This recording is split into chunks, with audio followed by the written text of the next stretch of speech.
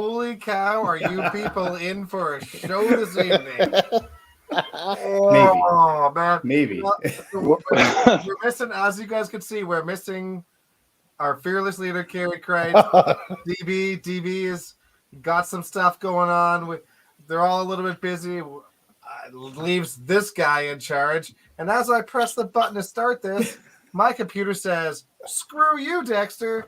And I lost both my monitors and I couldn't do anything. So here we are. I'm now looking left the entire time. So you're going to see my good side, apparently. And here we are. So welcome aboard. We have myself. We have my brother Tim. We have Mr. Adam Weber.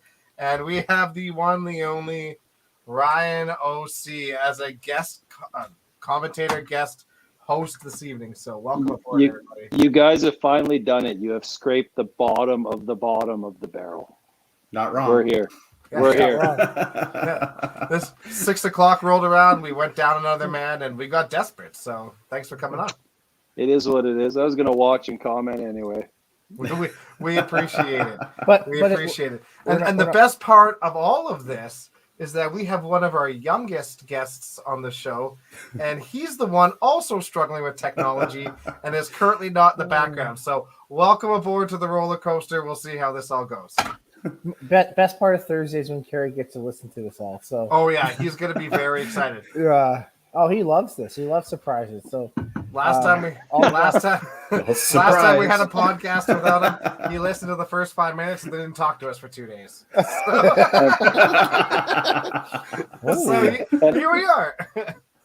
I'm pretty sure I gave DB a brain aneurysm Thursday night during the doubles commentary, so I'm kind of glad he's not here to be like, not this guy again. Again? He was quite okay. He was quite okay with his pickup. He's like, good shift, well done. Sweet. Thanks, DB. I know you two don't care, but how's everybody out there feeling about the Battle of Alberta tonight? Crazy. Jays are down 4-1. Yeah, fair. I know you're not a big hockey fan, but 31 years in the making, and here we are. I think it's going to be a crazy series. It seems like all the critics are kind of favoring Calgary at the moment, but they played a pretty tight series against Dallas, and Dallas's goalie was incredible, but I don't think Dallas has the firepower that we have either. So I think I'm going to see. And we don't have the goaltender that Dallas had either. So I'm going to say that this is going to be a really high-scoring affair, is my guess. I think it's two different teams. Sutter has a good lockdown team, good playoff team, and Edmonton has a scoring team. So I think two polar different. And I think if Calgary gets the lead by any points, they're going to play lockdown, and it'll be hard for us to come back on. Yeah, absolutely. Yeah. You say it's the first time your teams have played in 29 years? It's the first time we have faced each other in the playoffs in 31 years. 31 years. I don't remember we were too young to remember that. So yeah, that's crazy. We were 4 years old. 3. Oh yeah, me too. I still remember '89 when the Flames were relevant, but when Theo scores that goal and goes over. Yeah, it was awesome. Yeah, I was still shitting my pants at that point. You're still shitting your pants. Who are we kidding? Pissing in luggage. No. Wasn't tall enough to do that yet. That should be good. Should be a really good series. So yeah, like Calgary's favored likely from just the complete team aspect, right? I definitely think they're deep, both offensive, defensive, goaltending by far. But you never know. Mike Smith could, show up and I don't know, kind of put some hurt on the Flames. Yeah, Mike Smith, when he's locked in, the guy is locked in for sure. So we'll see. I think if we didn't get Kane, I don't think we had a whole lot of opportunity in this series. But we are a pretty physical team now with Kane and Cassian and Nurse throwing headbutts and stuff around, and Archibald is pretty aggressive too. So I think it's going to be a pretty good series, honestly. I just want to see some fights. Like that's what. Oh, there'll be plenty of those, I think. Yeah. No, you got Kane. Did you get the Undertaker as well? No, Jesus Christ. Love it. Oh, love it. You want fights? Yeah, I know. I think we're in a good spot. I do think Flames, speaking as an Oiler fan, they have the lead on there. But what about Daryl Sutter and his sound bites? Like perfect stuff he always says all the time, I think. And when he goes on and talks about what does Alberta need? We need sports, and this is great. He's good for all around the way, right? So. Well, he was wrong on his one comment about the first round, though. It was like 7 days instead of 8 days for the Avs. And then they're going to breeze through the Blues here, so another 7 days. They're going to be the most rested team getting to the final. Yeah. Yeah. I mean, until Kadri does something stupid, right? I mean, that's just bound to happen. It's coming. Same with Kane. It's coming. Hey, we're not going to Vegas. He's staying away at the casino, so right now we're okay. Yeah. Surprised so much. I know. I don't follow hockey, but that guy seems like he's had a lot of second chances. Yeah. People are allowed to have second chances. Ryan, oh no, for sure. Oh, nothing at all. Just seems like he's every time I guess I live in Manitoba, so he was a Jet, wasn't he? And everyone hated him. So yeah, wow, he's a perfect like very low risk pickup for Edmonton, and it's paid off in spades, right? So big time. Perfect. Big time. Yeah, that sounds good though. Well, how about some bowling, maybe? Yeah, let's run our all-star commercial, and we'll thank our Patreon members, and then hopefully we have a guest when we come back. But right now we could be talking a lot of bowling on a bowling podcast. That's works. Right, not bad. Wow. Not bad. So thanks again to All Star Bowling Sales. We'll run the commercial. I guess we'll set up a draw too. We should do that. We'll set up a draw. Let's set up maybe. Let's hope Derek Orne gets in. Maybe. Yeah.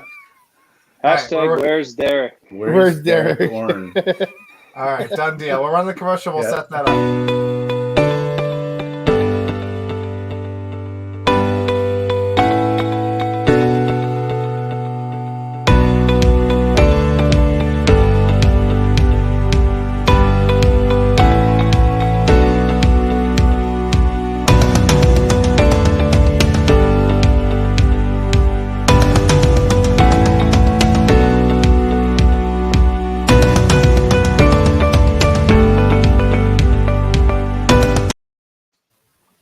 So thanks again to All Star Bowling Sales.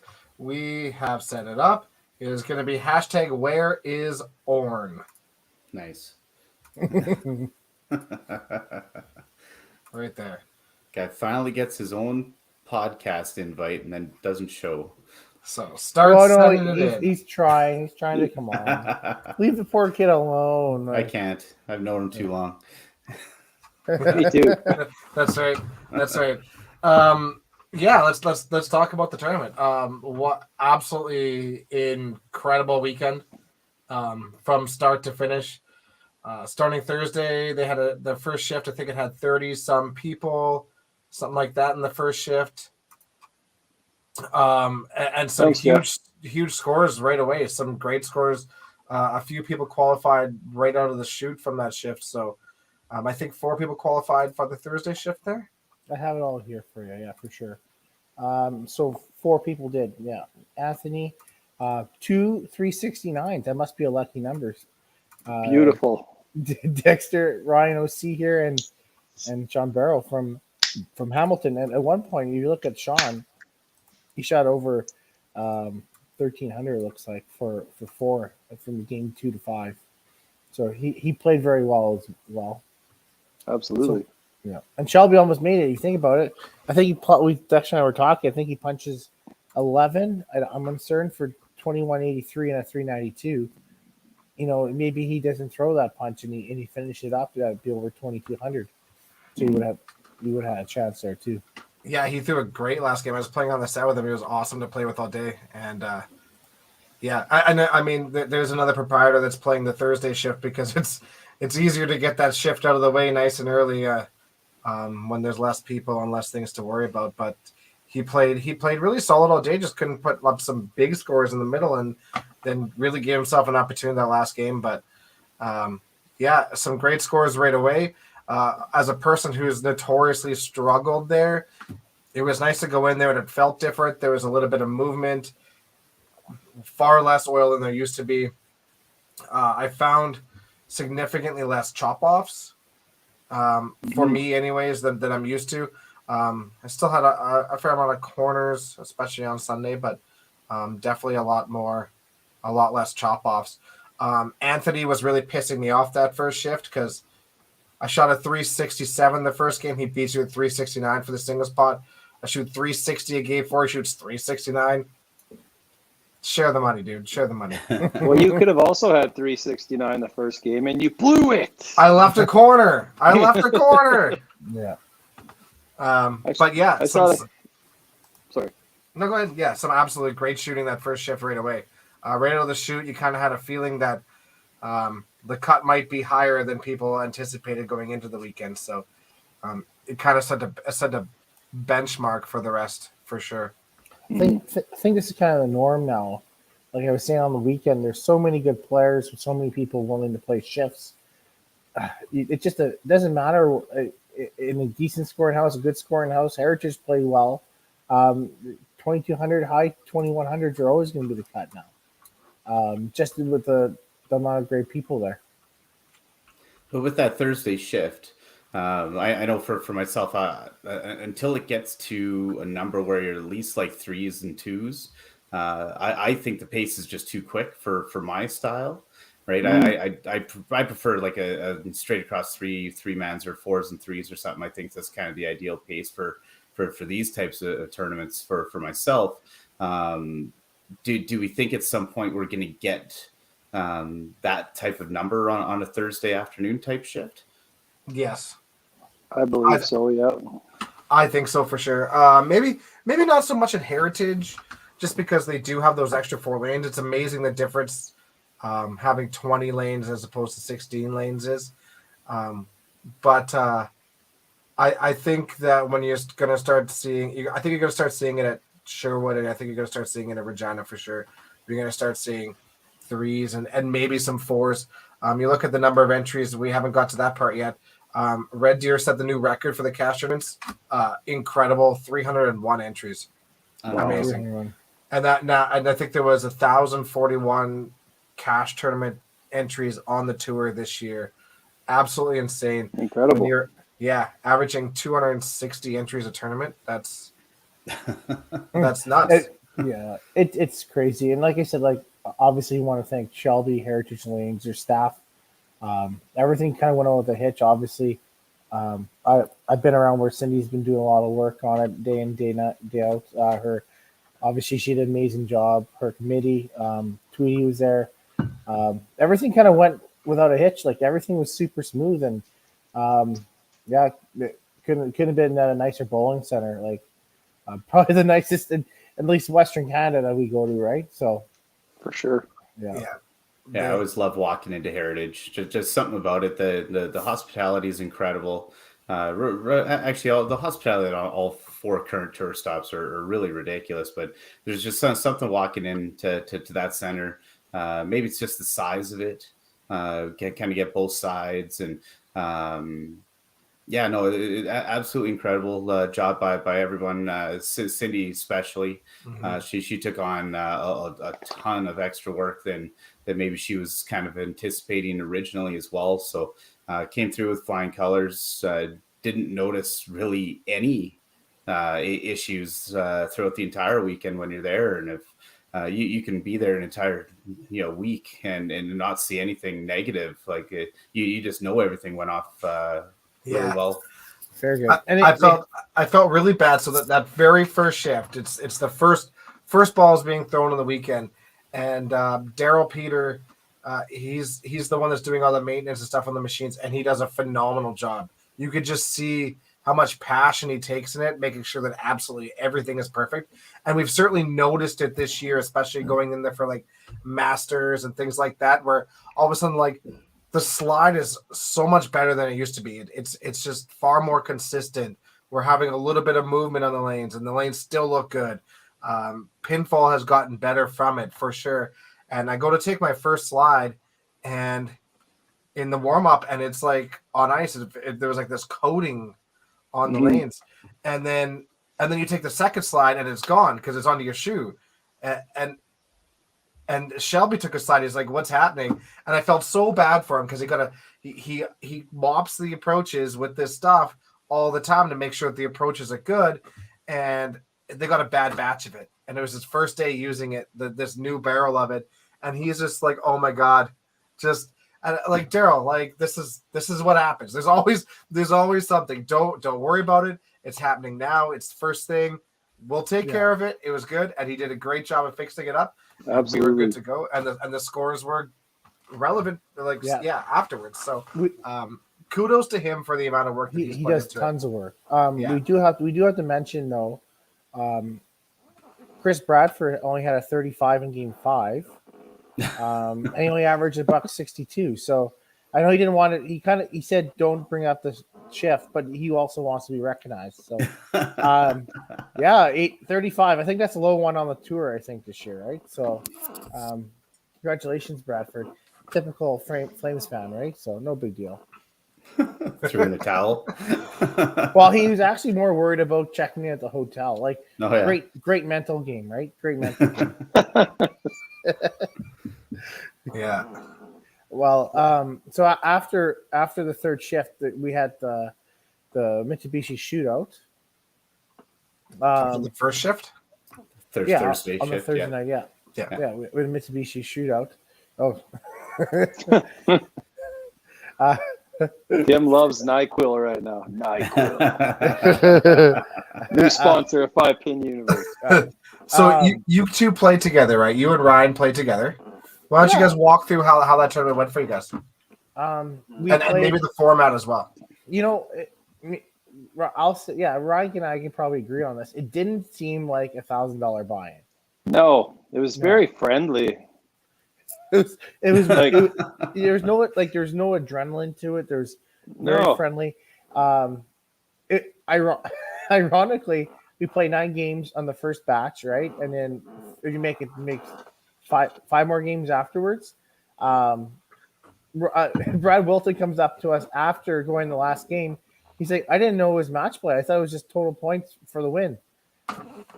So he was playing $1,000, 8 games, had no idea that his match meant something.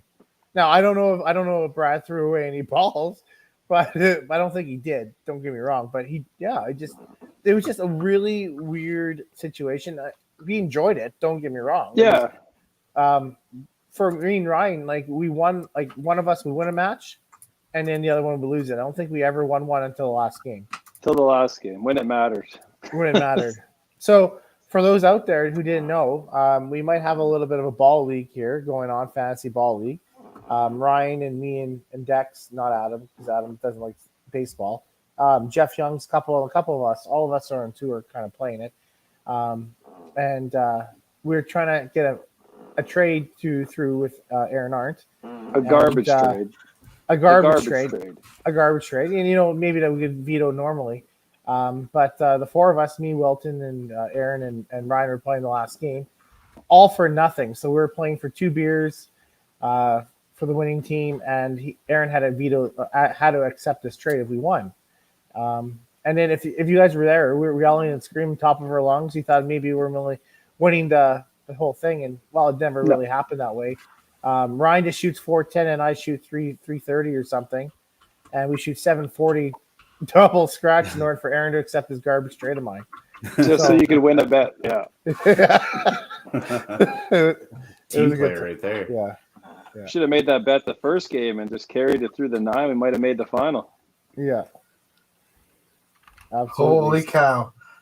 Holy cow. Hold on, everyone. Hold on. Uh-oh. All right. We have a special guest. Oh, no. Yeah. All right, hold on.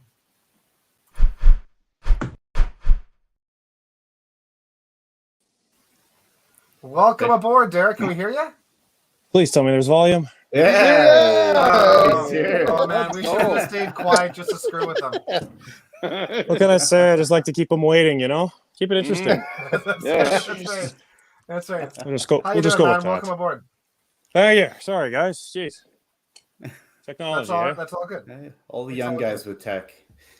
Even I don't know how to use it. Apparently, Yeah. You're an old soul, Derek. You are not wrong. I wouldn't even argue that. Welcome aboard. How you feeling? Oh, exhausted. Did a lot of work to get here. I was at work trying to make it work. I couldn't get the connection to work, so I drove home to get better connection here because I do only work 2 minutes away from home. So Nice. Yeah, perfect. but we got here. So what did I miss? We just went through the first shift. We've talked a little bit about the Mitsubishi doubles. We'll finish that up and then we'll get to some. Yeah, we'll stay on topic with that and then we'll get back to you right away. Make sure you chime in on all this stuff. We apologize for Tim's mumbling. Hey, at least you can hear him.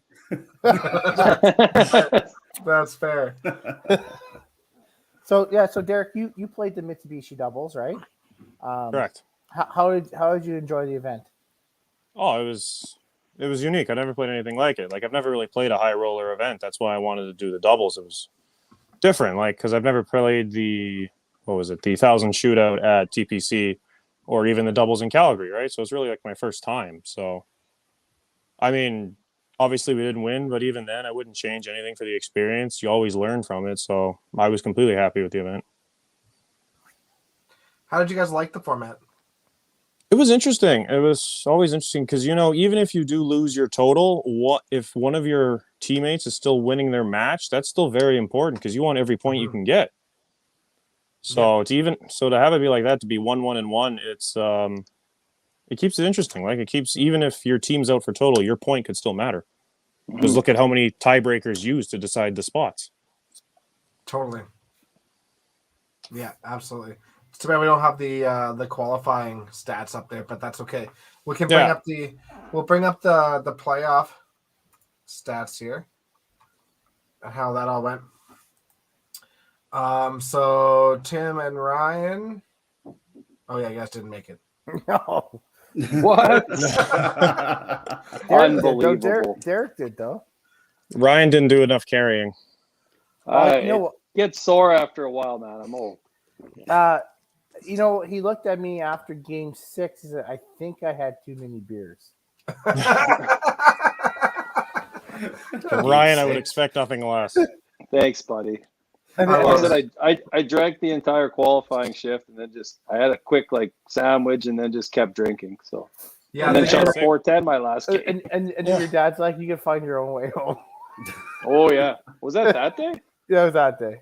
Okay, nice. Yeah, that's probably say whatever you want, Ryan. I saw you come third, so yeah, exactly. Yeah. So I mean, whatever you do works. It did that day, yeah, for sure. So, Derek, how did you guys like the playoffs? Did you find it far more intense than it was? It was interesting. It's nice to not really change the format to have it be from qualifying to championship round to be the same thing. It kind of keeps your same mindset. Like you really shouldn't change it regardless, but it keeps you kind of in the zone, right? Like outside maybe the 20-minute break to update. It was always just keep going. Basically, we did 9 more, now 5 more. Totally. Did you find the number of games a good number? Did you find it was too many? Did you find it wasn't enough? Well, 1 second there. I just have it cutting in and out. Just kind of buffering there. I think I know why. I think there's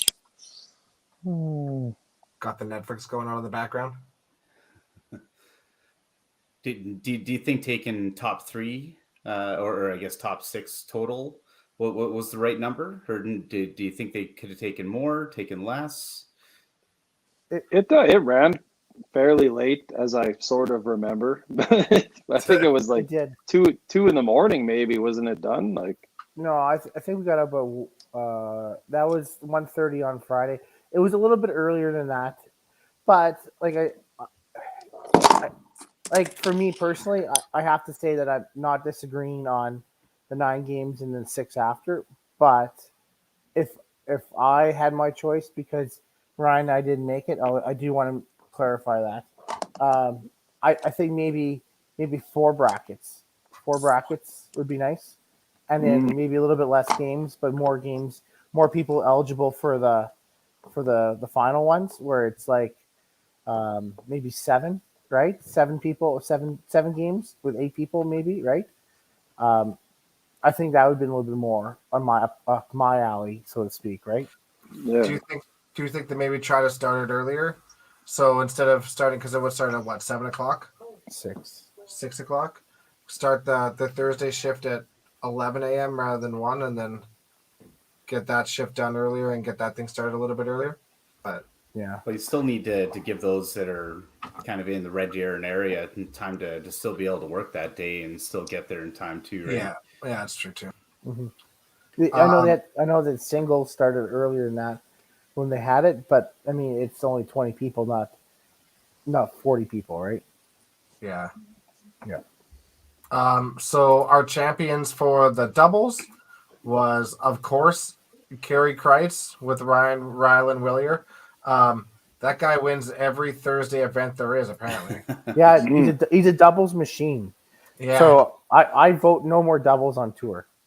Yeah. No more doubles on tour. That guy was a machine. So good. Looking at it though, I mean, for example, Derek, you guys got swept the last game, right? Yes. So if you who are you guys playing the last game? Mitch and Greg.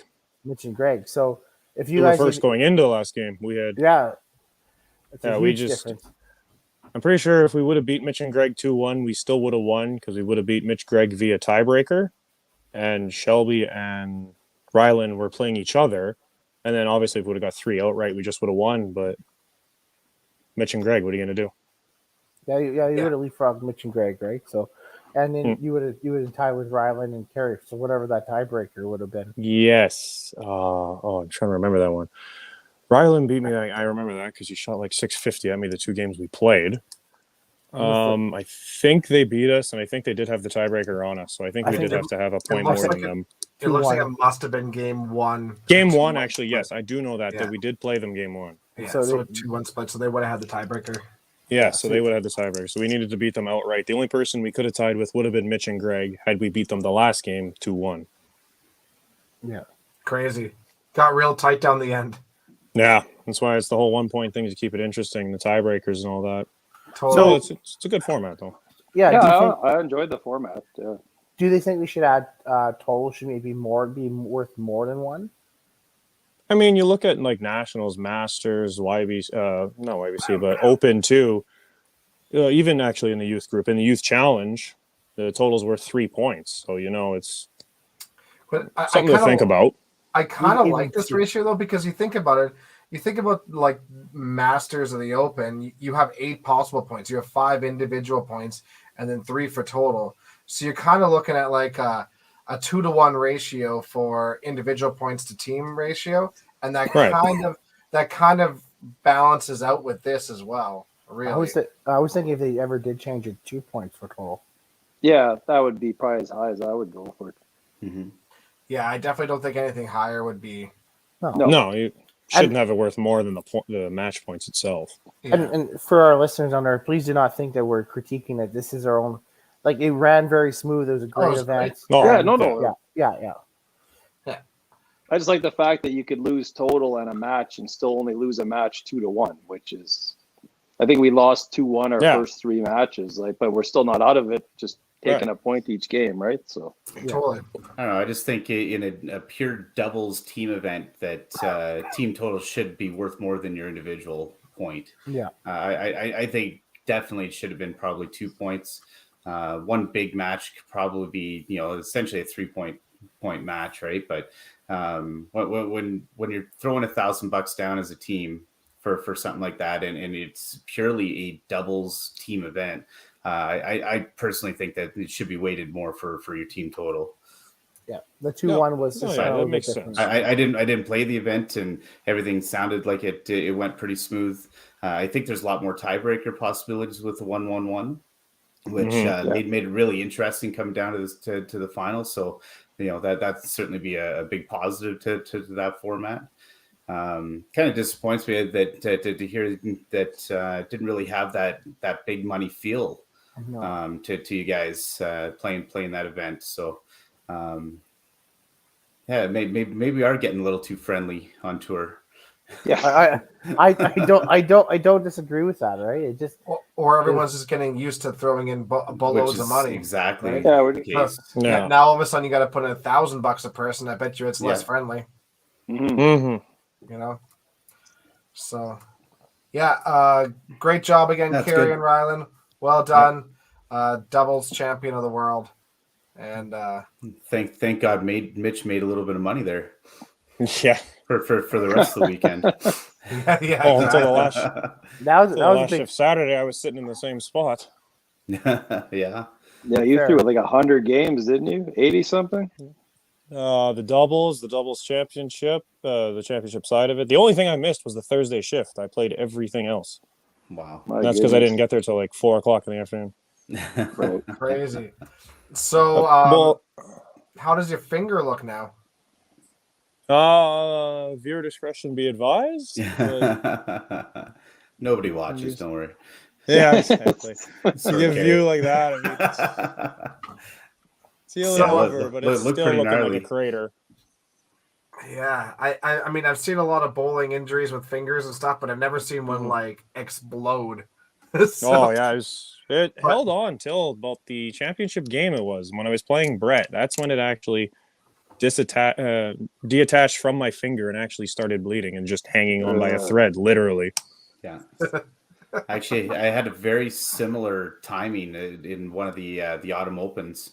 It was the final match, and it was basically a ball for it all in the 15th game there, and mine ended up going on the final shot. And you did get like the big squirt and all that stuff, and I ended up sliding out.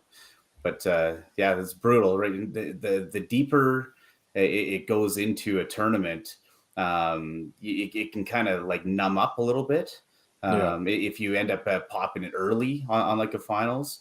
But nobody wants to do that and force that possibility, right? No. That's crazy. I actually ended up completely changing my shot because it was from Thursday till about Saturday morning. Every ball I threw up to that point would have been the normal shot that comes off the proper part of my finger.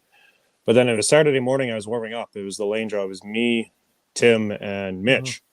And 3 guys who've thrown too many games with 3 sore fingers. And I was throwing it in warm up, and every time it would come off the finger. Like, I don't know if this actually really makes a difference towards guys like Mitch or something, but as obvious that I throw the ball faster. So I'm not saying I throw more finger than Mitch, but there'd be like more speed behind it. I don't know if it actually makes a difference, to be honest, but I ended up throwing a hook shot for the rest of the tournament, so it was coming off the more right side of my finger just to avoid the crater.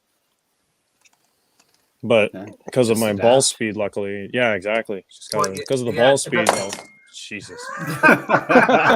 Because of the ball speed. Because of the ball speed, though, Jesus. As long as you throw it at the same target, it doesn't make a difference, right? Like, with that ball speed, it ain't moving. You can't even. Yeah, I'd say hook, and nobody would say, what, did it move? Like, you can't even tell the difference anyway. It feels completely night and day out of my hand, and I look at it on the stream, and it's like, that doesn't look any different. No. You definitely had a lot of junk on the ball this weekend. I mean, you normally do. But it was moving. It was moving a lot more than a lot of other things out there. Yeah, because I had to add the hook to it instead to just not destroy my finger, even though I kind of basically did that anyway. It worked out at the end of the day. Yes. Oh, exactly. I can't complain, and I got 6 weeks till I need to actually use it again. So, I saw Coach Tim gave you trouble on Facebook there. So, apparently I won, so I got to buy the first round now. So, Hooper, But he was also, can't argue it. But he was asking me about the finger, but it's actually right when I got to work because I had to go to work the Monday I got home. So I was sitting there at work, and then I grabbed like these little scissors, kind of like surgical scissors, and I just snipped all the dead skin off, disinfected it, and then just bandaged it up. Just so I can give it the proper time to heal. Now, yeah, exactly. Yeah, all that money heals a lot of things there, Derek. So. I mean, it's not like I'm sitting here complaining about it. So. No. Exactly. And anybody who says that bowling isn't a sport needs to watch this stuff because, like, holy cow. All these professional athletes, I'd like to see them go and throw 76 games in a weekend and see how they feel. While drinking a beer a game. No, just kidding. Yeah, that's right. That's right. Absolutely. Yeah. Absolutely. You go at that pace and you're not passed out on the lane. I'm amazed. Mm-hmm. Yeah. Well, yeah. The first shift, I think Ryan came out to be very casual. He said he had 6 beers in the first 7 games, and it it wasn't like, oh my god, I had 6 beers. It was like, how many beers have you had, Ryan? 6. It's like I think I had like 1980 or something at that point for 7 games. So it was working out okay. Yeah, you were very casual about it. You've been very casual about it. Yeah. All right. Well, should we move on to the next shift? Sure. The All second shift, which was Friday morning. Some good scores there. I believe, if I'm looking at it properly, we had 1, 2, 3, 4, 5, 6, 7, 8, 9 people qualify for that. So we had Taylor, Alexander, Derek Holm, Bobby Torval, Victor, Matthew Rodich, Colton, Greg, Jenna, and Eric actually came the bubble boy at 2,200 on that one. Yeah, some great scores there. Obviously, Taylor found something he didn't have the first shift on Thursday, and he had a big spiel from 4 to 7 there.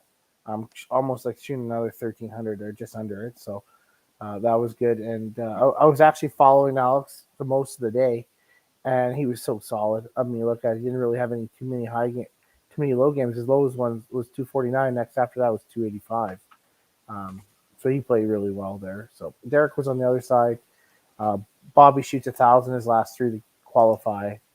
Some Matthew with 1,000 in the middle there. Yeah. That's kind of what I was going to get at. I mean, we've talked about it lots on this, but this is a nice comment here. It's so heartwarming seeing all the young people playing so well in these events, and people that may have not have played these events before are coming out of the woodworks and playing, and we're starting to see just so much young talent across the country, and I absolutely love seeing it. Scott for one, Connor I love Scott. Another. I played with him in the first block on Sunday, and then he crushed me the first game in the 16, so that felt good. just a super nice, positive person. Connor's the same. Colton Uswell, we've talked about him lots this year, and how much, like, how big of a step he's taken this year and how well he's done on tour and then on Masters and then in the Open. He is related to me, so yeah, apparently, yeah. that hasn't held him back, which is so weird. No, yeah. It hasn't ruined his bowling career yet. So. Matthew Rodich, there's another new name that we haven't seen before, and he came out and he played great, and he played great on Sunday too. He was a force to be reckoned with. And then of course, Jenna's had an incredible season, especially with the Open this year, and then coming out to this and playing as well as she did. She phenomenal. So it's nice to see these young people gaining the confidence to not only play in the events but succeed in the events and not be intimidated by people. It's just really cool. I still can't beat Jenna if my life depended on it. So yeah, she's crushed you all year. It just felt like Sundays to her, she said. I was like, thanks, Jenna. Scott and I met Scott. I don't know if from my years at going to Youth Challenge, and Scott came kind of the unconventional way of going through the youth. For people don't know, Calgary has like a specialized sporting area called the Calgary Winter Club, and it's a private facility that your family has to purchase membership, or that person has to, and that's where he learned to bowl at Calgary Winter Club. And it doesn't have a lot of coaches or anything like that there, right? So for Scott to come up, and he just happened to join the Youth Challenge one day, wanted to play, and he ended up just doing really well. Then he moved over to Paradise at the end. So Scott is full of natural talent there, same as Connor. And it's great to see that they're kind of honing their trade down in Kelowna there for a bit. Yeah, and they're just like, they're so positive and they're so supportive of everyone, whether they're facing you or not or whatever. They just want to see good bowling, and it's just super cool seeing. Tim, you were talking about actually.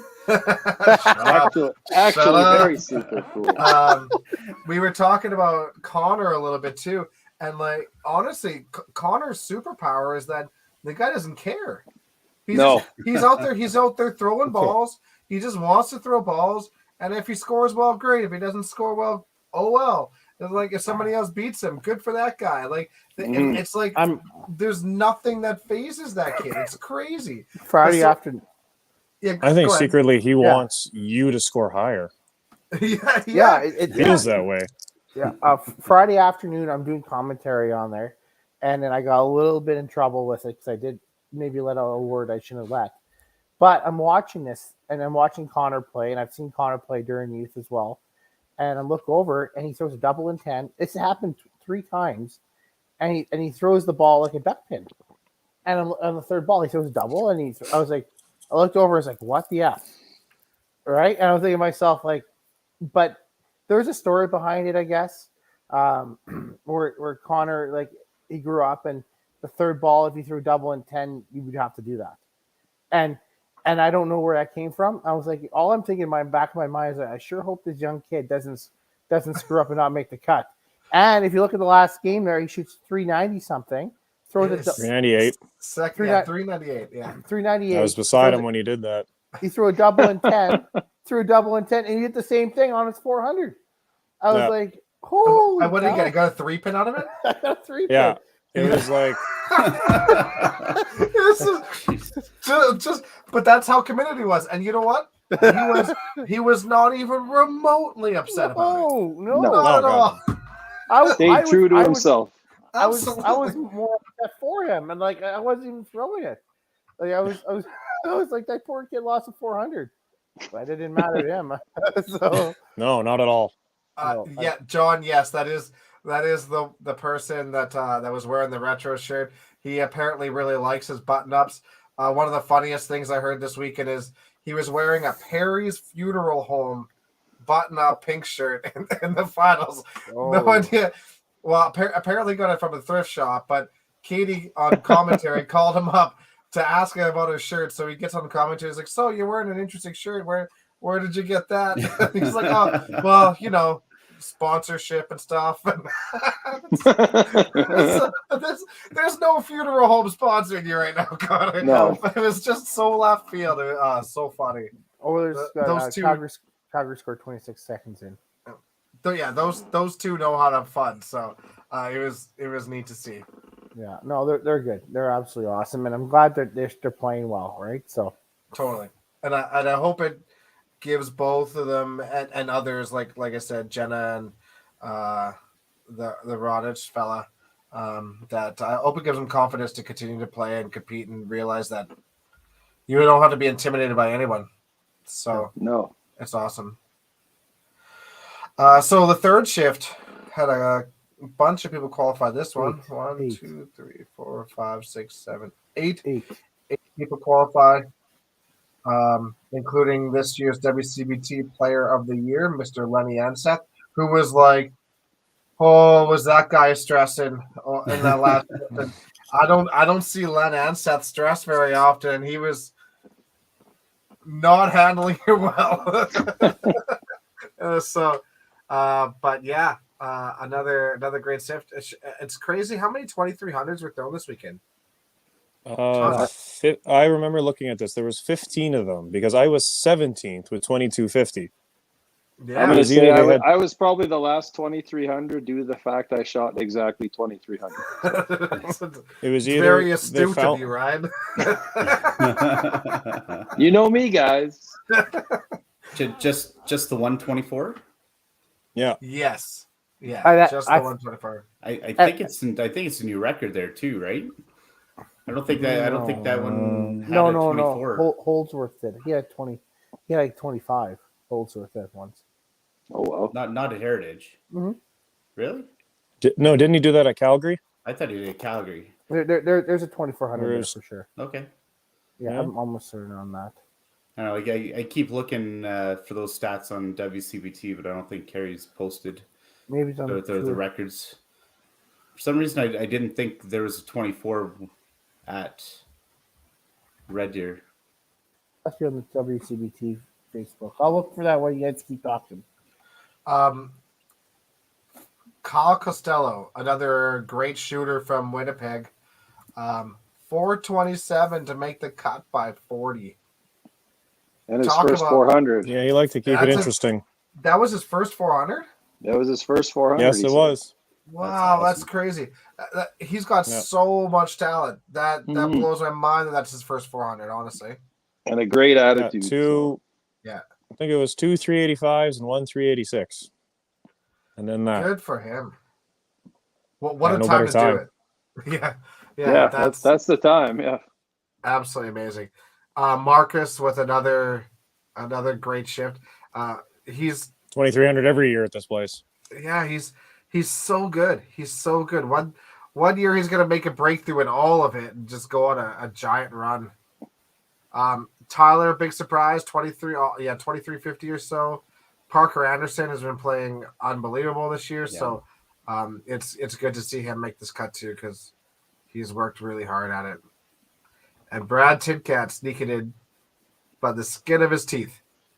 Yeah, he struck out 10 that for him to do that too. I was right beside him doing it. He struck out all 3 and 10. Nice. Good for him. But it's Bradley though. Are you surprised? Not at all. Yeah, no, not at all. No, and I'm sure he struck out in 10. He was still pissed off about it. Oh, I'm sure he was still cursing himself out that it should have been 2250. Absolutely. He knew even at 2202 or whatever that he was still playing another shift on Saturday, just in case. He played the last shift. So Yep. The vibe there was 2200 did not feel safe going into Saturday. Like, it had to be more. No, it did not. Yeah. People were talking about if it was really going to be the same cut as Regina at a completely different place. Right. Yeah, and that's crazy because I've never played this tournament before, but like my dad does the stats for it for the last 10 years, and he's like, "Oh, the cut's usually about 2120." I'm like, "Oh, really?" Not this year. They've never even that was high. Well, they never had 300 entries either, right? That's exactly That's true. Yeah. No, that was. And with the lack of oil in comparison to previous years, all of a sudden you get that little back end snap on it. And I know you mentioned this earlier, Dex, but those power chops turned into just like crunching strikes, right? Or duck under strikes. It sure made a huge corner. Deal. True. Right. Now all of a sudden you have a 1 pin to shoot at, not 2. Exactly. Sorry. So, my mistake. So I found it. Heritage did have a 2400, and that was Adam Weber. 2450. Who? Adam Weber. Never heard of him. Oh, I didn't know I had. You mean the guy arguing? You mean the guy arguing that Red Deer's never had a 2400? I thought it was high at like 2390 or something. Sorry, you're the one with the 24. I didn't think I had one there. He's had so many 24s, it doesn't even matter. Plot twist. Oh, yeah, Adam knew all along and just wanted someone to say it. I can't remember what I did last week, boys. I'm old. So here's the anomaly shift, eh? Like this is crazy. How many entries were there that morning? This is the second last shift. This is the Saturday morning. It had 59 or 58. 59 or 58. 2 people make the cut. Yeah, they had like 59. They had like 20. 2. They had like 20 back out that morning. I think there were 7 that dropped out the last game though from that cut line. Yeah. And the only one that everybody was up there at Jordan the end. Shoes. And, he banged out 10. Langrock dropped out. Herbert dropped out of the cut. This is the one Zach had a shot, I think. Yeah. Zach at 281. Yeah, he was another one. Zach. He was so close. Zach and Tyson, look at it. He goes 205, 283, 233, right? But yeah, there was some that way, but not huge. Taylor's start, unreal. Yeah. Taylor was definitely kicking himself for this one. That's for sure. He's got 1,000 for the first 3 to start, and then 1150 for his back 5, and that's kind of how bowling goes sometimes. It's all about rhythms, and sometimes your rhythm is good, and sometimes your rhythm is bad, and sometimes it flips on its head. So, well, it's just so weird because all of a sudden you start trying to bury it in the pocket and can't get a strike running. right? And then all of a sudden confidence goes down, and then you start thinking, then you start pressing all over the place. Not like myself. That was one of my bigger issues. But everybody I talked to just just needed that one triple, right? Go double berry corner, then plow, or something along those lines, right?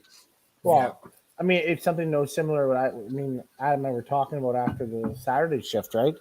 You came in there and you saw me play the Saturday morning. I just couldn't carry a turkey, right? And then the scores are when scores are 2,200, you think to yourself, like, you can't be thinking, "Oh, I'm not getting the breaks," because at the end of the day, scores are to be had. You had to find something because it's working for other people, right? Yeah, exactly. So, like I said, I moved more left than I normally do, and somehow the angle. Maybe I threw the ball better too, right? But I mean, the angle obviously worked a lot better, and obviously the last shift finally kind of came through. But there was a lot of people burning stuff. I mean, Mitch. I mean, we're ragging on Mitch about it. Mitch is a great sport about a lot of things, and he pounded Binnell like nobody else, right? And same as Adam, they just couldn't score. They just couldn't score, and obviously whatever they were doing wasn't indicative to the shot for the weekend. Unfortunately, it's funny. Just one shot away, right? One extra strike and maybe one less plow. It's just somewhere, right? Yeah. And Mitch is one of those guys where if he does just barely sneak in, watch out on Sunday. Right? Oh yeah. There's one of two ways: either he still doesn't have it, which just isn't quite Mitch, or he absolutely runs the show, right? So totally. Yeah. Great shift by Mark Miller. Yep. The dad power kind of came through. Oh yeah, he punched. I watched him. He punched like 4 times in a row in the middle of his last game, and I'm just like, man, you're pretty lucky you shot a 2,100 your front 7 or whatever it was. Totally. Miller did that. He did that in the open qualifying for singles. Yeah, huge bunch of. Yeah, he comes. He's so good, and he just grinds his way back. Yeah. Big grind. Always. It's absolutely just crazy. And so, you look at Jordan's shift there. He had 1,000 for his first 4, and then shot 1,200 for his back 4 to make the cut by 1. Yeah.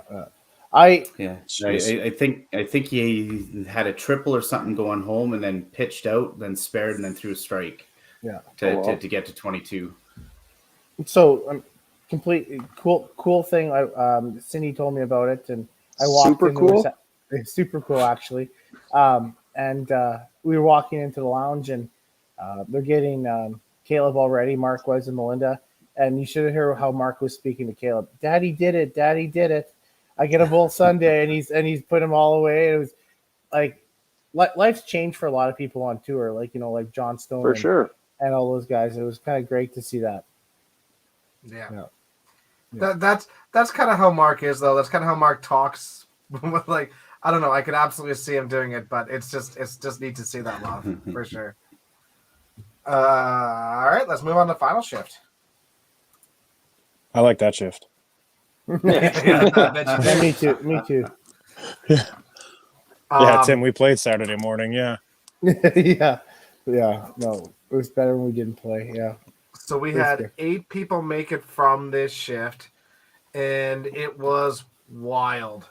Like, I don't, when I'm there doing stuff, helping out with the WCBT or 5PNU and stuff, I don't watch a lot of bowling throughout the day. I don't find it overly interesting for me until something important starts happening. So ends of shifts and stuff, I'll start paying attention a little bit more. But this was wild. Like, I felt like I needed a GoPro on me because I was like running from lane 1 to lane 20 to figure things out as I was going along. And there was just so much stuff happening. It was unreal. It was just so fun and exhilarating. Unfortunately, a lot of people played themselves out of spots, whether it was punching or struggling or whatever it was. Timmy Sharp had an absolutely amazing shift, and then he punched a bunch of times in his last game to miss the cut by 20, stuff like that. The fun ones, Gary Baird makes the cut with 22:03, and I'm sitting there watching. I was like, I think it's going to be right at 2,200, and Gary goes up, and he he needs the 30 count and 10 to get to 2200, 2203, and he rips his right 3-pin. And I'm like, oh my God. Oh my God. Okay. And then he goes up and he hits it high left pocket, and the head pin goes into the back pit and then pops up and takes it from behind and gets the kickback on the and then throws a great shot to get the strike and get to 2203. And then he was sitting on the edge of his seat for the next like half hour. I'm like, dude, I'm pretty sure you're good. Daryl finished strong to get to 2208. Scott Olenberger makes the cut at 2211. That's a great one. So awesome to see, Scotty. Absolutely. I mean, they all know that they can play. To watch a guy break through and make that cut. Yeah. And again, he kind of struggled coming home, but his first 5 were massive. Like the 235, but then he shoots 750 in the middle. Like that's huge. Just crazy. Yeah. And that's where and Derek, you didn't really shoot anything massive in that shift. It was just consistent. No. It was just good.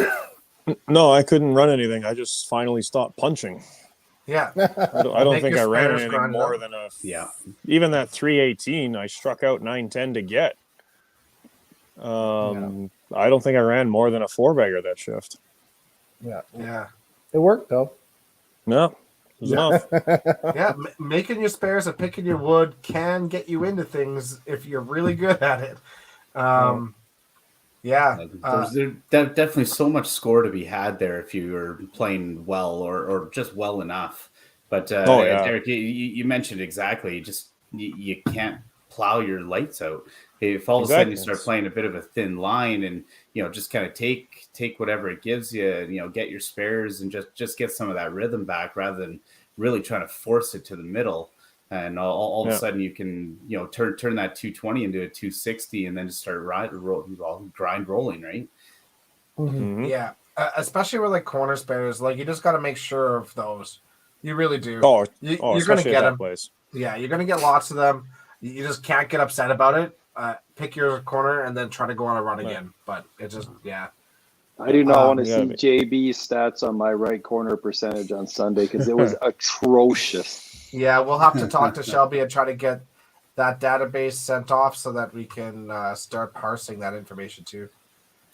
Sly, of course, Sly makes the cut. He's just too good not to. So good. And then there's Scott. And Scott just played really solid, like nothing but 300s. 4 300s, and his bad games were just under. He played phenomenal. And Tim, you played great. Yeah, it took third 2 shifts to warm up, but I have to give Cindy all the credit. We might have had a spousal. I refuse to play 3 shifts. Until now. I refuse. Yeah. I was going to prove her wrong if I sucked, but obviously she proved me right. But it's about time you did it.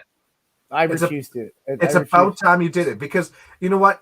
Back in the day when it was like 113 entries, if you triple shifted it, then sure, I understand your sentiment. But we're at the point where we're having 300 entries a tournament. Only 32 people make that cut. 10% of the entries make the cut. There's absolutely no shame in doing it. So just because you didn't make the cut the first 2 times doesn't mean that you played poorly. It's just unlucky timings, maybe some bad breaks, sort of things like that. Especially the guys that travel long distances, right? I mean, are you going to come here all the way from Ontario, Manitoba, and not give yourself every opportunity to make that cut, right? Like, if you have to 3-4 shift it, right? Like, you don't come all the way from Ontario and be, I'll play 1 shift. I went poorly. Never mind. I'm not going to play anymore. Like, that's why you're here. I get it. It's an old school mentality, right? It's old school. It's wrong.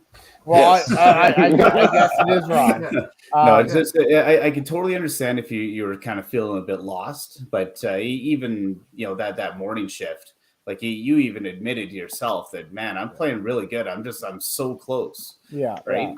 Yeah. And then I think to find out that City had already put you in regardless of your decision. I think that kind of lifted that extra weight maybe off your shoulder.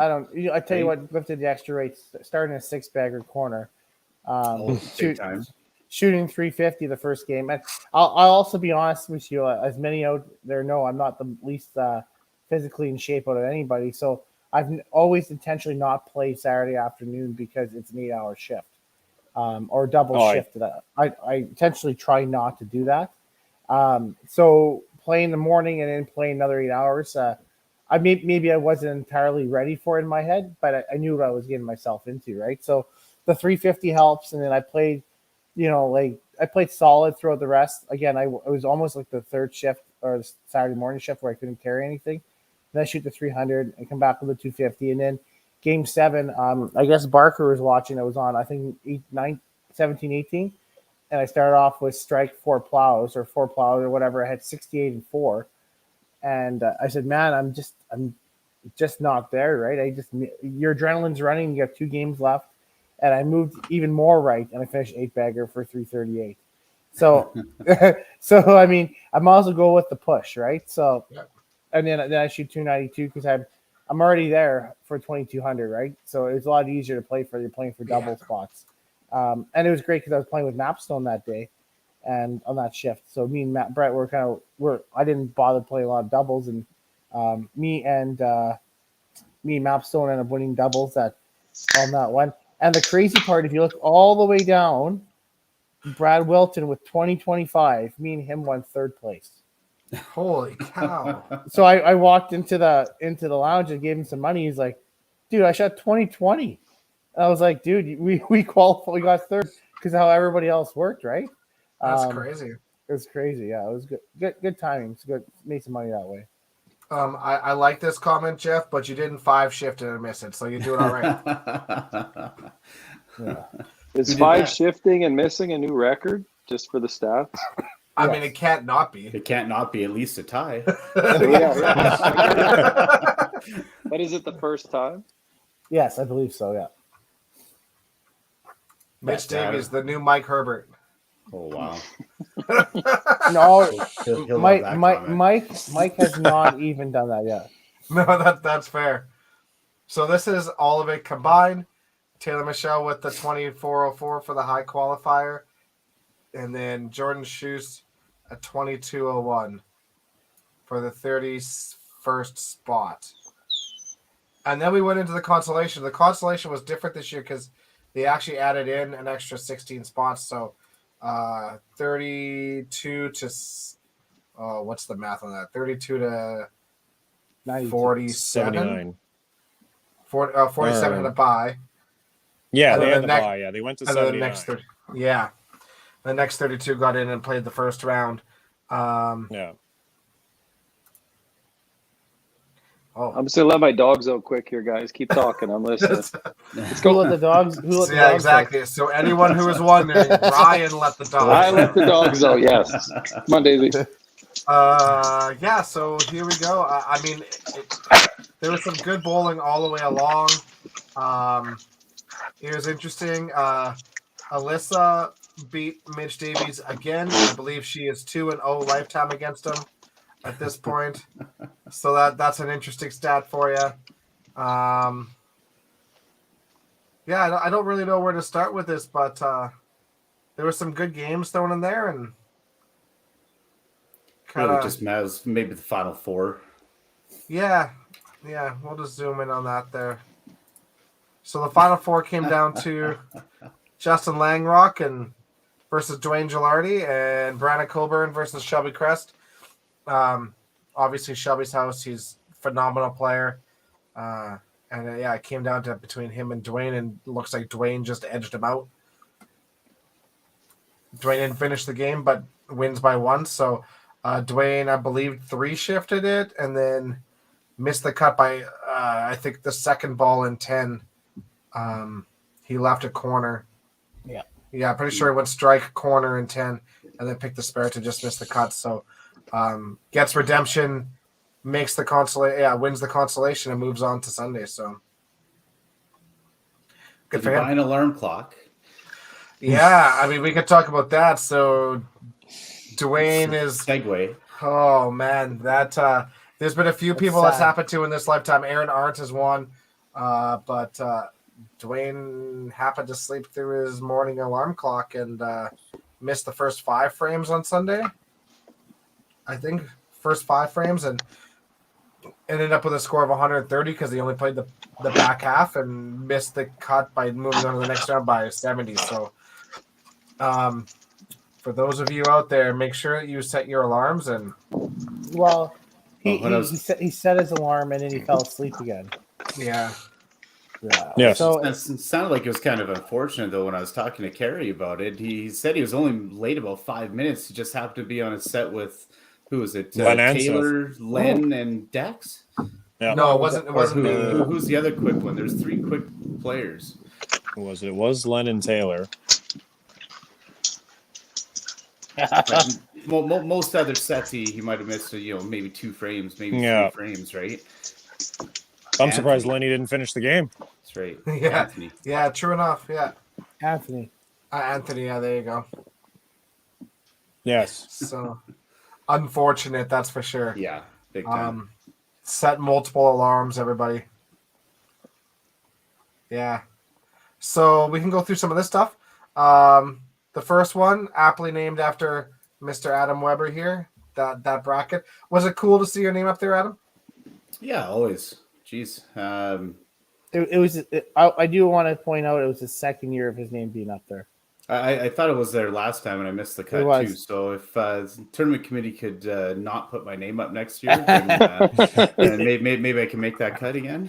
I think they keep it up there forever. I told Cindy the reason why I didn't play well was because my name wasn't put up there because I made the final 4. Was this the group of death? Because there was one bracket that really looked like insane. This was a group of death, but yeah. Yeah. You know what? We talk about that, but like at the end of the day, we had 300 entries of people who put $200 in and had enough confidence to make it. 300 entries. There's nobody sneaking in. There's no flukes. Your quality, especially at a place that can, you can run some strikes, but it can also eat you up. You gotta make adjustments. You gotta make your spares. There's no sneaking into the brackets. That's for sure. I just thought name-wise, though, this was like the group of death. If you look at the 8 names, I was like, holy cow. Like, that's a crazy bracket. Absolutely. So, I think Derek and I can probably talk to this once we played it. I thought it was a little bit crazy. I think at the end, it was, if I remember correctly, I knew Taylor and Sly were basically locked. Yeah, they were good. And there was Jenna, you, and DeGrazia that had a chance, right? Yeah. Maybe you can. You decided to shoot 300. You nice guy, you at me. Yeah. And then, I did the usual thing, checking the scores, start to think. Then I knew I threw the strike in 9, a strike in 10, and a corner in 11 for the 270, whatever it was, I think.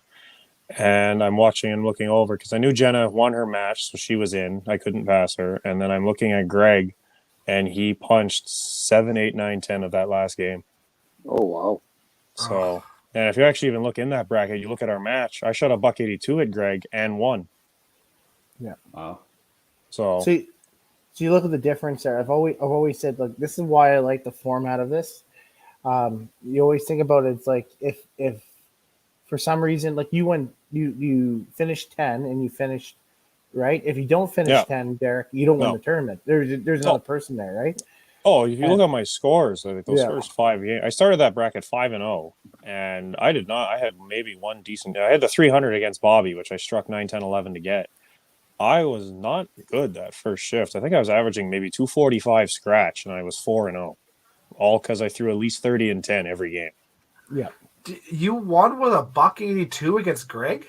Yeah, I think I punched 5 head pins. He punched 6. I think I ripped a 3-pin that game and missed a chop. I think we had 3 strikes between the two of us. Wow. Yeah. There's the match of the tournament right there. Yeah.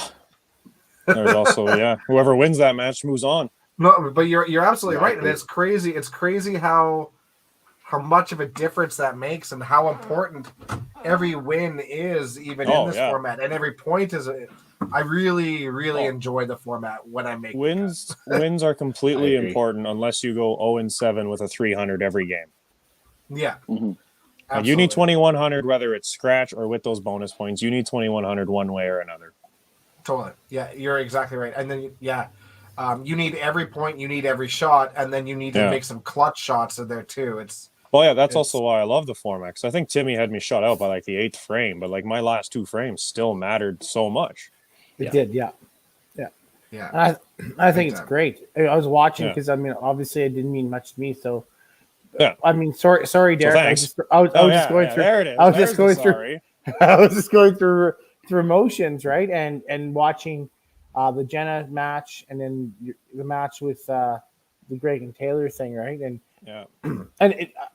and we love Taylor, Michelle, all to death, but he's so sick and just he's sitting there laughing the whole time, watching everybody going miserable, and he's laughing at Greg punching. I think the word you're looking for is sadistic. Sadistic, yeah. And he's sitting there, he's like, "Oh, Greg punched another one. I wonder if he's going to lose his shit." And, Taylor usually finds a way to laugh at anything. Oh yes. Then you bang out, and it's like, oh, I guess it's over for Greg. It was good. And to think about how if unfortunately if Dwayne showed up early, right, on time, he would have had a chance there too, right? Who knows? Well, and if he did have that chance, then that bumps out you, Derek. Right, you were 4th in that one, right? Yep, I was. The first. Yeah, I was 4th in many of those pods. The universe was looking out for you. If we're gonna keep going. We're going to keep going through them as we go on, but if you go on, you'll see, I think it was like 4th, 3rd, 4th for the first 3 pools. Yeah, but that's what it's about. You just got to make it. Yeah. And if you're making it through without catching fire, when you do catch fire, then holy cow, right? We'll move on to the next group. So that's actually weird because I think I was 3rd in literally every pool, including the last 4. Ryan, you want to go through this group with us? If I could see it, but I can't because it's so tiny on my phone. Okay. How did I'm not the one who has that problem. That's fair. Yeah, except he could prop his up properly. So far, it's resting on a giant bottle of Pepsi right now. So Pepsi, just wait till he gets a Coors Light. He'll knock it over. That's right. Michelob Ultra at home. I'm not bowling. Less calories. Oh, fair enough. So this bracket, we got to see Sean Barrow make it through, who played so good, lights out, 302, 232, 233. Not the highest games in there. Then went 291, 299, 273, and then 427 with a win. The last game to get to 2,300. Huge. Second was Jordan Schuss making it through. Third was Ryan O'Callaghan, and then I had a game against Jordan there that I just barely beat him, and I had to throw a 5-bagger corner at the end. I think I beat him by 10 or something. I was down like 100 in the 5th. So 291 to 283. Yeah, that was good. It helped. Yeah, absolutely. And then 4th place was Connor Leavitt. Perry Funeral Home representation. That kid is a gem. He is. Yeah, he absolutely is. Great shooting from them. Victor Faubert ended up in 5th, and then Parker Anderson. It looks like Parker just struggled. 217, 193, 202 in there. Just he just gets into those modes every once in a while where it's either plow or 3-pin, right? There's just no strikes. Yeah, exactly. And I think we can all relate to that. Yep. That's for sure. Oh, yeah. Absolutely. Yep. Yeah. We'll move on. The Sylvain group. Tyler, in typical Tyler fashion, just rolling through a 2,300. No surprise. Yeah, he shoots 418 at me. It's like, but you know what? That was one time. Like, I walked over after that match, and Mitch looked at me. He's like, "How did that feel?"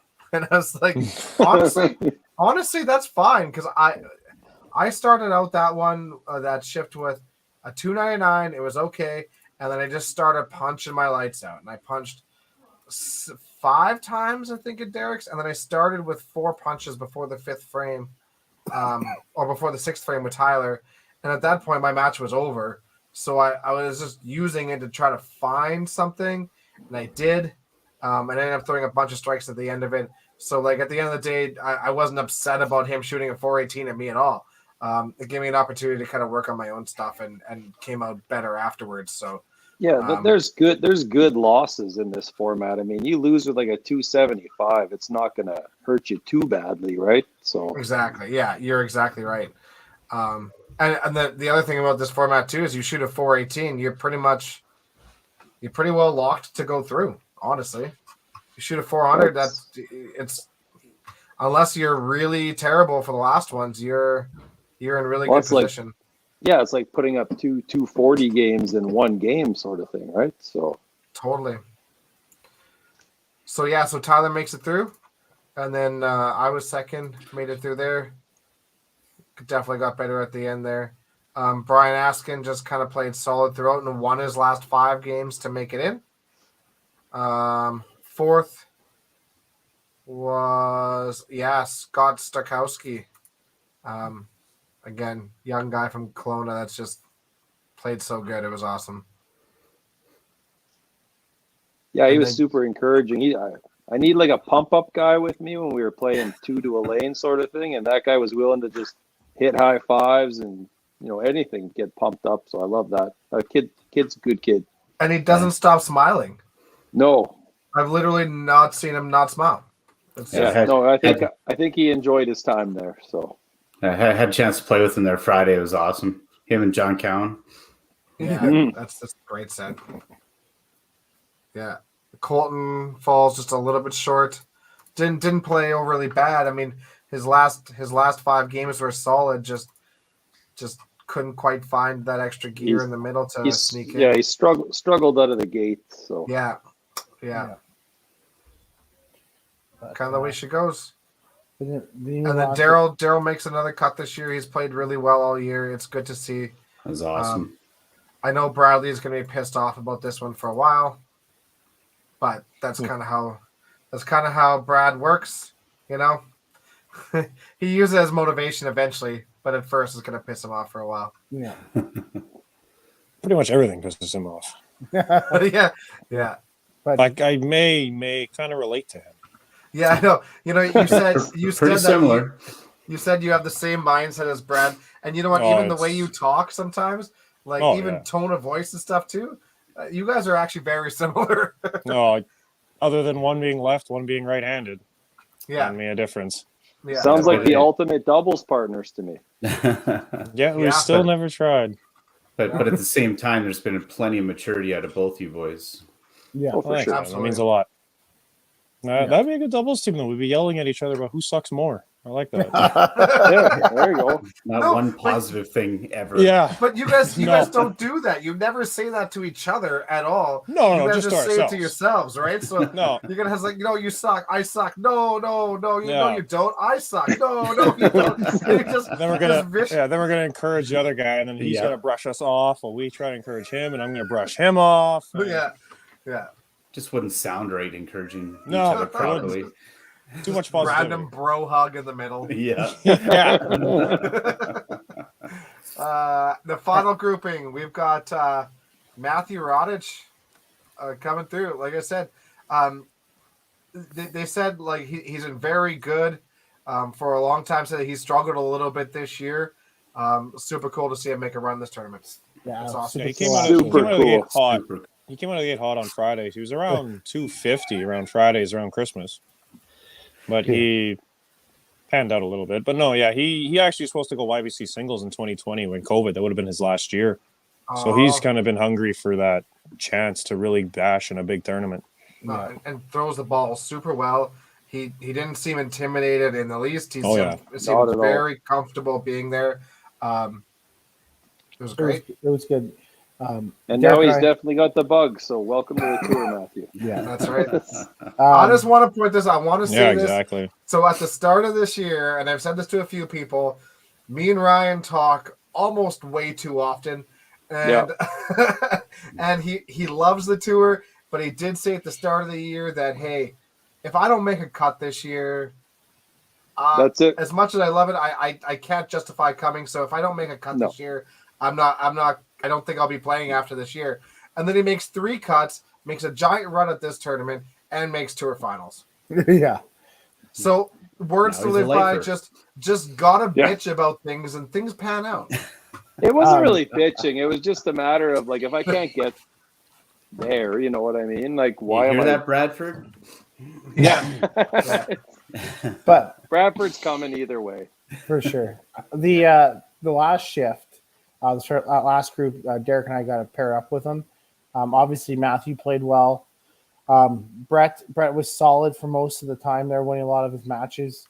Kyle came out the last game. I know the last game, I think Marcus had to beat him by 70. So there was a little bit of with a win. Anthony really struggled at the beginning, but then he picked it up at the end there. And Mark was kind of just straightforward with that. Lenny was solid, and honestly, Gary wasn't very good. But it happens, and you obviously saw Kyle move on with Lenny and Brett and Matthew to the next round. Yeah. All right, let's move on to the 16s. Yeah, I didn't play on this side, so I can't say a whole lot about it. Ryan, you played on this side. I did, yes. Ryan, you came in third on that one. Again, played solid, except for maybe a bit of a stumble in the middle there with the 199 and 203. Yeah, that came out with 2100. So you played really good to start. I had a good couple games before those two, and when I played Taylor, he literally told me at the beginning of our game, "I have to poop. Can we hurry this up?" And we shot like 360. we shot like 360, 303, and everyone was in the 5th frame, and we were done. I'm like, "Go!" He's like, "I don't have to now." Yeah. Hilarious. That's typical Taylor fashion, that's for sure. Oh, wouldn't expect anything less. Exactly. That's why we love him, though. He says what everyone thinks. There's no filter at all. Absolutely. Yeah. Jordan Schuss comes in second. Sly comes in first. Again, shooting unreal. Shoots a 386 at you there, Ryan? Mm-hmm. Let me just say this, though, in that match, like, he was crushing me, and he was still like, "Come on, man, like, throw strikes, like, you still are in this, like, come on." I love Sly's the best. Oh, he's awesome. So positive and such a great dude to bowl with. Yeah. But it was great at the end of the tournament, though, when, like, he shook my hand and said, "Hey, great bowl." I was like, "Yeah, you too, Sly." And then he shakes Carrie's hand and say, "Hey, thanks for showing up." And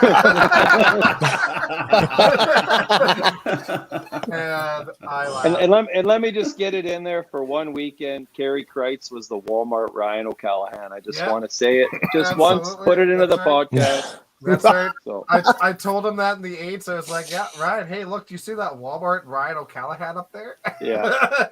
And that's trash. We both had a good chuckle at that. I like that one.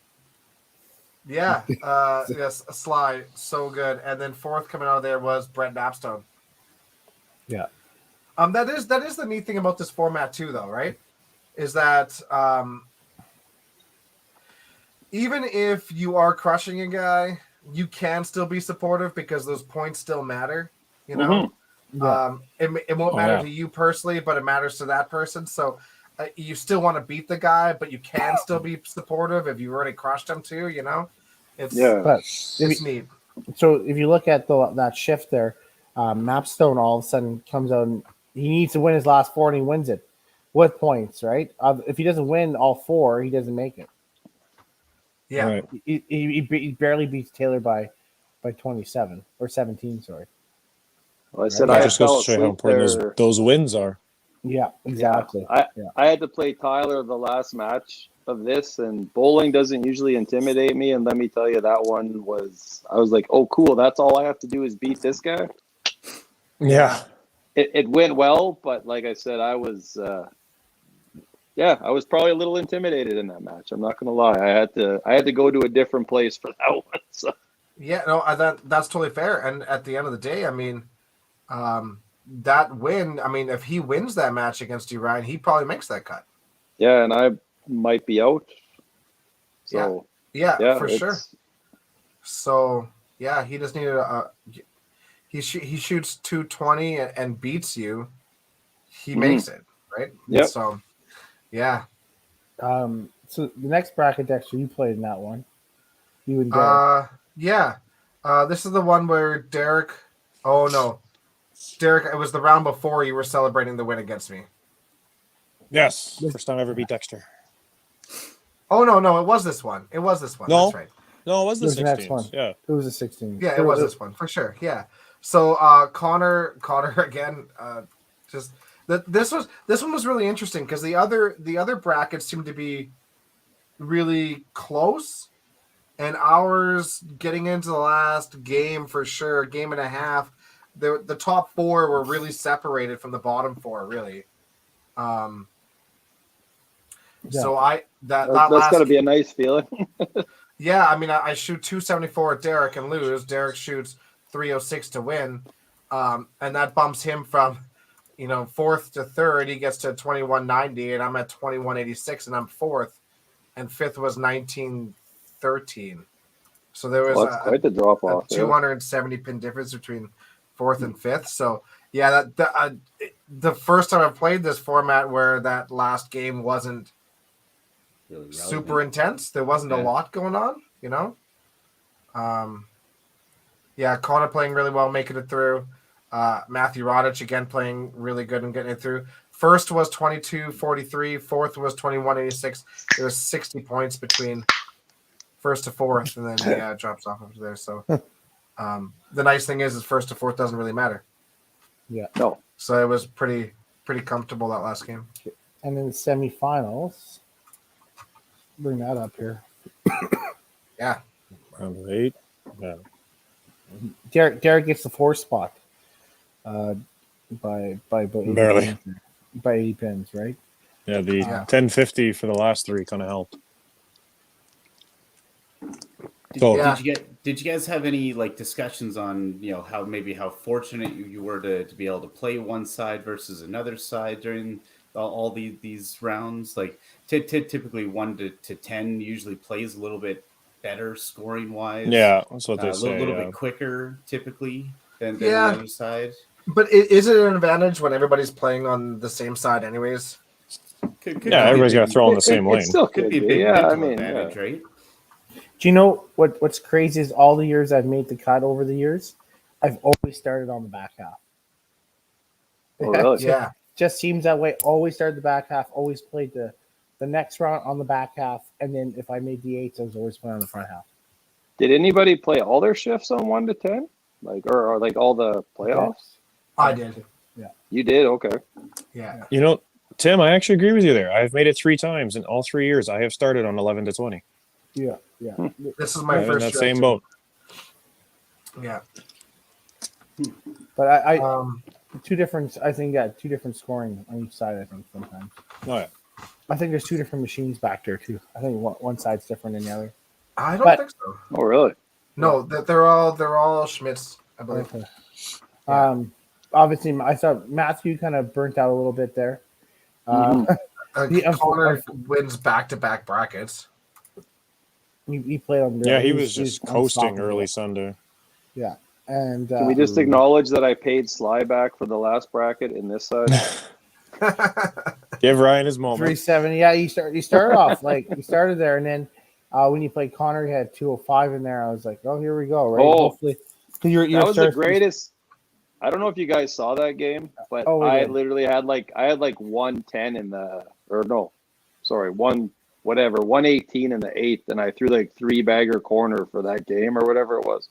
And I knew I needed all of it. I just punch that whole game. So I needed the end of that game to probably get me to the next round sort of thing. Yeah. I just didn't have it. I started punching again in the middle. Kind of got off it facing Jordan. I faced Connor, and I think I only punched twice against Connor, but I had 7 left corners that game. Oh wow! Just couldn't get off of it. It was absolutely crazy. For 227, and then the last game facing Ryan there, I knew I needed 350. 350 and a win would have helped. And couldn't quite get there. I started off good and then punched in the middle, and that pretty much sunk me. you would have you needed a. I was shooting for 380 was my goal. But, yeah, you needed a 376. Yeah.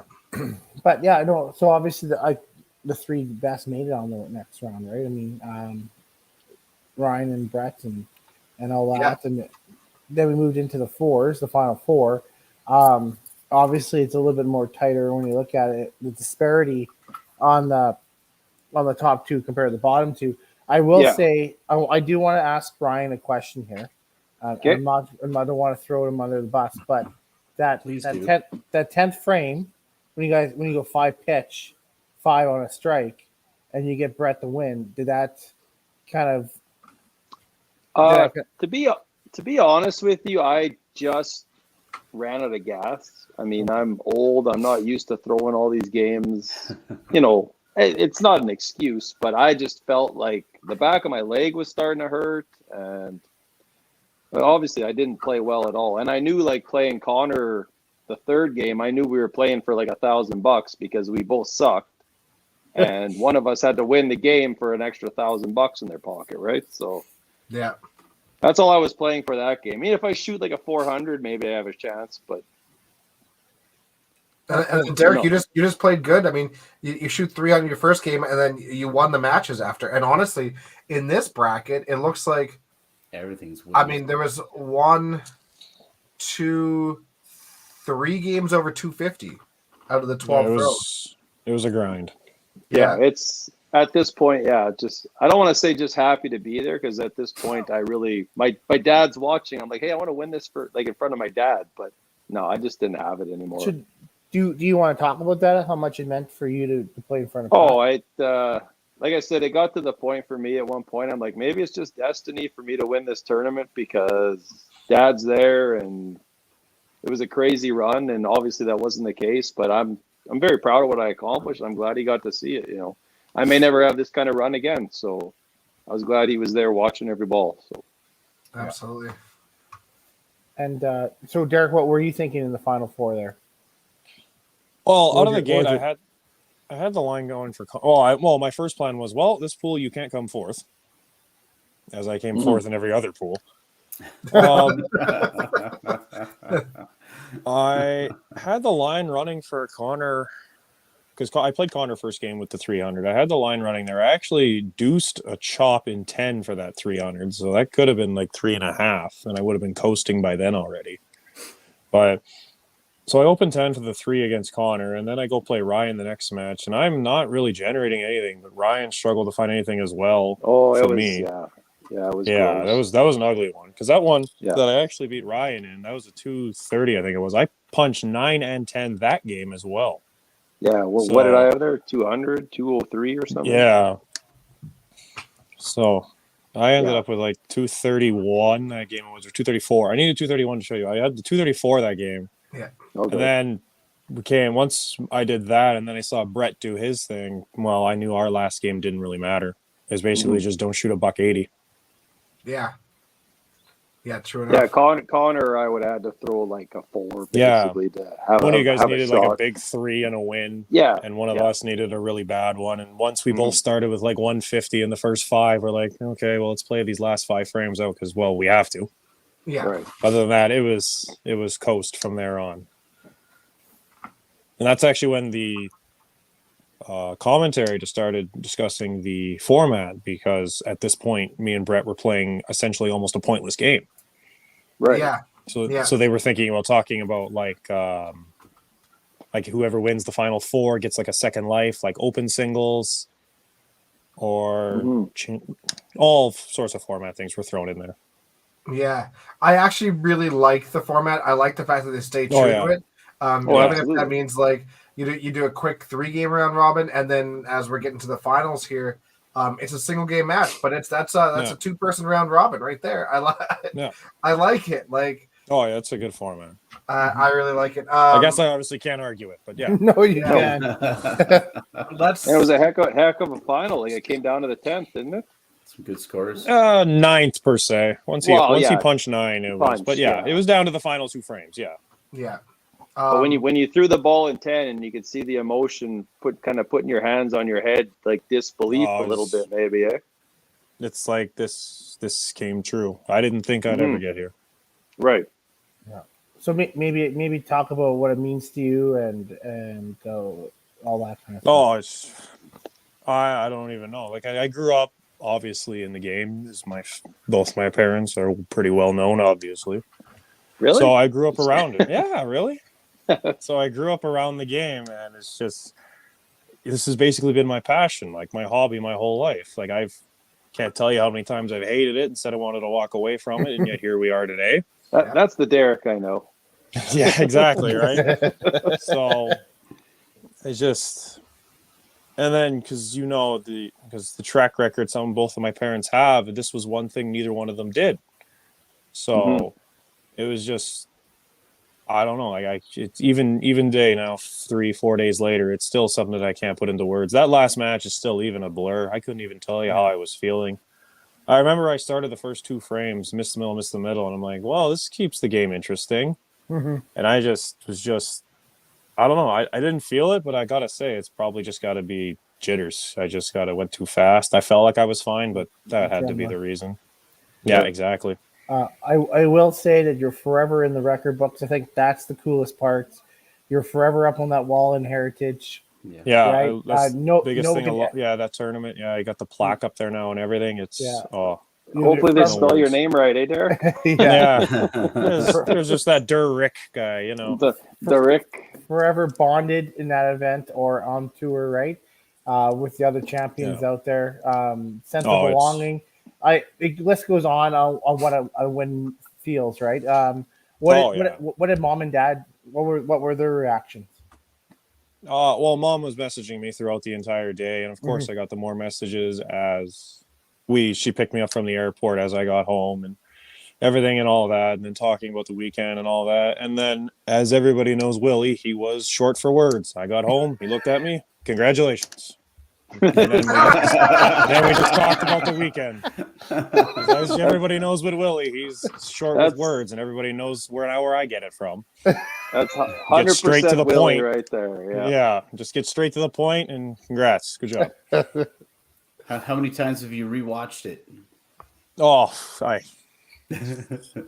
I watched it a couple times when I was I told you I was at work on Monday, so it was bowling alley in the summer. It tends to get a little slow sometimes, so I had some time on my hands, and I think I went back over starting from the last 3 games of the final 8 like 2 or 3 times already, because it was the final 8. I had like 980 for my first 4, no wins, was sitting like 6th. I switched to an adjustment, to a 2-step adjustment, and then the rest was history. You are like Brad. Yes. We changed too many things. Like there's guys like Weber who, I moved this 1 line over, I'm good now. Or Bradley, where I'm moving 15 boards over. Yeah. Do you still get goosebumps thinking about it? Oh, yeah. It's still. Still, no words. There's jitters just to think about it. It's like Tim said, it's now in history forever. I'll have the plaque up there. Exactly. And like I said before, for the rest of your life. Yeah. Nice. Like I said before, like I've told people this, that I'm really, I'm not like bowling, you got to have it, but I'm more of a realist. I'm more like, if it hasn't happened, can it happen kind of thing? Like, I don't really know if I'm so hopeful kind of thing. But now that this tournament win has happened, I now know I can go out and just go do it again.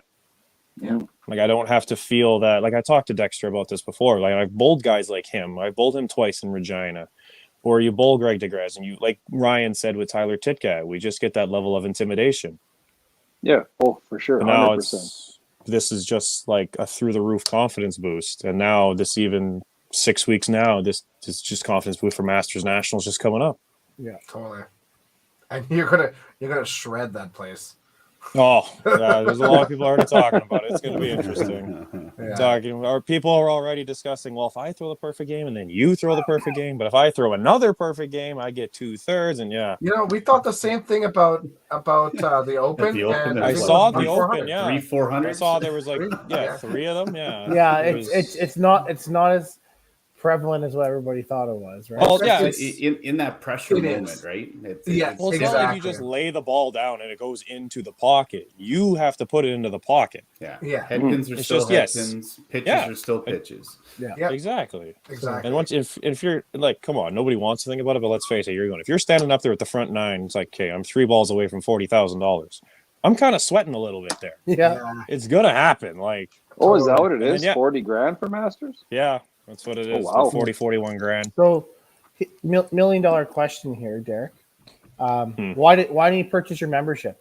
Yeah, I was waiting for that. I had a couple of messages from my buddies. Yeah. Why am I not on and all that? And, well, it's like because I played it a couple of years when I was younger, when I used to go to all the tournaments. Like I didn't go to Calgary or Edmonton this year, and then I was talking to Dexter about this when we were playing each other. But up until this tournament, my deepest run in a tournament was 10th, so that would never be ending up close enough to make it. So I just thought, why waste the money? You just never know, right? You never. This will also piss off a lot of people too, but I can't tell you the last. I've played the tournaments. I've played 4 shifts this weekend. I can't tell you the last time I've gone into the perfect game pot. Really? I could not tell you the last time I was in the pot. I don't go in. So now, as the world now knows, I could be a free sponsor for somebody to put me in. That drives me crazy because that's what I thought it would. You put $800, you already put $800 in, Derek, and what's $20? It was my doubles money. Didn't we talk about it at one point where you thought you had to have 3 tournaments? And that's why you didn't pay it? I thought it was like 3. What do you need? Do you need 2 tournaments to make it? It's just 2, Yeah, 2 to count. Your Regina and Red Deer would have been more than enough. I actually don't even think. Oh well, Red Deer would have been the 170, and I even got points for Regina. Play 2 though, right? Don't quote me on this, but even if you had 1 tournament in, that still should be okay, right? Because I mean, you're counting your best 2. It doesn't mean that 1 tournament. You do isn't there a 2 limit? Yeah, there's a minimum. Oh, yeah, that's what I thought. Well, wouldn't you just get 0 for the second one? No, you need 2. And we could shout out John Moens and Derek Gall because I think they got 0 in every other tournament, but the ones they went deep in or won. So they did. Well, we got no Snyder either. Yeah, that's another. He bought his membership after Calgary, unfortunately. Yeah. Derek, you can buy yours now too. Okay. Let's see what we got. We got Nebs. Yeah. I think that's after though. I think that's the weekend after. It is the weekend after, absolutely. That's gonna be a big one. So once again, Derek, congratulations. Absolutely. Absolutely incredible. Not only are you the champion, you're the champion of the biggest cash tournament that's ever been. All time. Yeah, there's the first 300 ones. Unbelievable. I guess I just waited to do it in style. Yeah, exactly. For the biggest payday. Smart man. How old are you, Derek? 24, 25 in August. Good for you. Incredible. Yeah, pretty awesome. Thanks, buddy. Yeah, it's like I said, never thought I'd get here, let alone this early. No, exactly. But I mean, all those young listeners out there, again, Connor, Scott, Colton, Andrew LaMonica, all those young guys, Matthew. It's so cool seeing all those young guys starting to play. Jenna, I mean, I don't have to say Tyler because he's just they've won everything already. But some of those kids you mentioned, like they're going to be scary when they mature. You know what I mean? Yeah, like 28, absolutely. 29, 30. Like goodness. I keep saying I just see myself in Colton. Like I think Colton will just be. Amazing. Except Colton's self-talk is significantly better. Is that saying much comparing it to me though? I think everybody's is better. Bradley's might even be better. So no. I will say, like when you mentioned about when they get older, I think some of them are already grown up, and maybe because of WCBT, they've already at their peak, or not their peak, but they're not that mature level. Yeah, I mean, Tyler and Bradley force maturity, right? Yeah, Tyler and Bradley have always been there. Speaking as a 44-year-old who might have just found his peak, it's like I said, you never know when it's going to come, or you never know when you're going to put it all together. The age isn't. I mean, look at Rylan. Rylan's going to Masters Nationals. He had a good Thursday night. He had a good shift, and he's he ended up with a 21.85. But he's 19. He can easily hang with everybody here. Yeah. Oh, absolutely. Exactly. So Ryan, did you have to take a little blue pill in order to bowl well, or? No, just some Scores lights, Tim. Yeah, Scores lights. The 3 S's. So yes, maybe we can briefly touch on the tour finals, right? Our first vice president is here. Maybe you want to touch base on that, Dex. Yeah. Well, let's bring some stuff up, shall we? Some stuff. So while you're bringing that up, the other thing I couldn't find was the player of the year, and I know he ended up mentioning Len ended up winning there. It sounded like it was super close between him and Ty. Yeah, it was on. So there it is. There, player of the year, Len Anseth, 232 and a half points. Player of the year is the 4 tournament total. Right. So this is not the player of the year. This is. Oh yeah, I guess yeah. You are right. You are right. It's not. No. This is the top 12 qualifier. It isn't listed in here with the player of the year stats on there. But we could do some quick math here and figure that out. So Len had 270 and a half points. What's the record for points in the season? Brad Tickett, probably. I was going to say it'd have to be Bradley. The inaugural year, he won 2 tournaments, 2 and a second or something. Oh, okay. For sure. Len had 265. Or sorry, Tyler had 265. So 5-point difference. Okay. Yeah. Pretty awesome though. All year, those two. Oh, absolutely. And Len is the first double winner. No, Adam the was. Player of the Year. Adam was. Was Adam as well? Yeah. Adam had all right. Len is the second. Didn't Adam go back to back? Adam went back to back. Yeah. That's what I thought. Oh wow. How shocking. Yeah. No kidding. No kidding.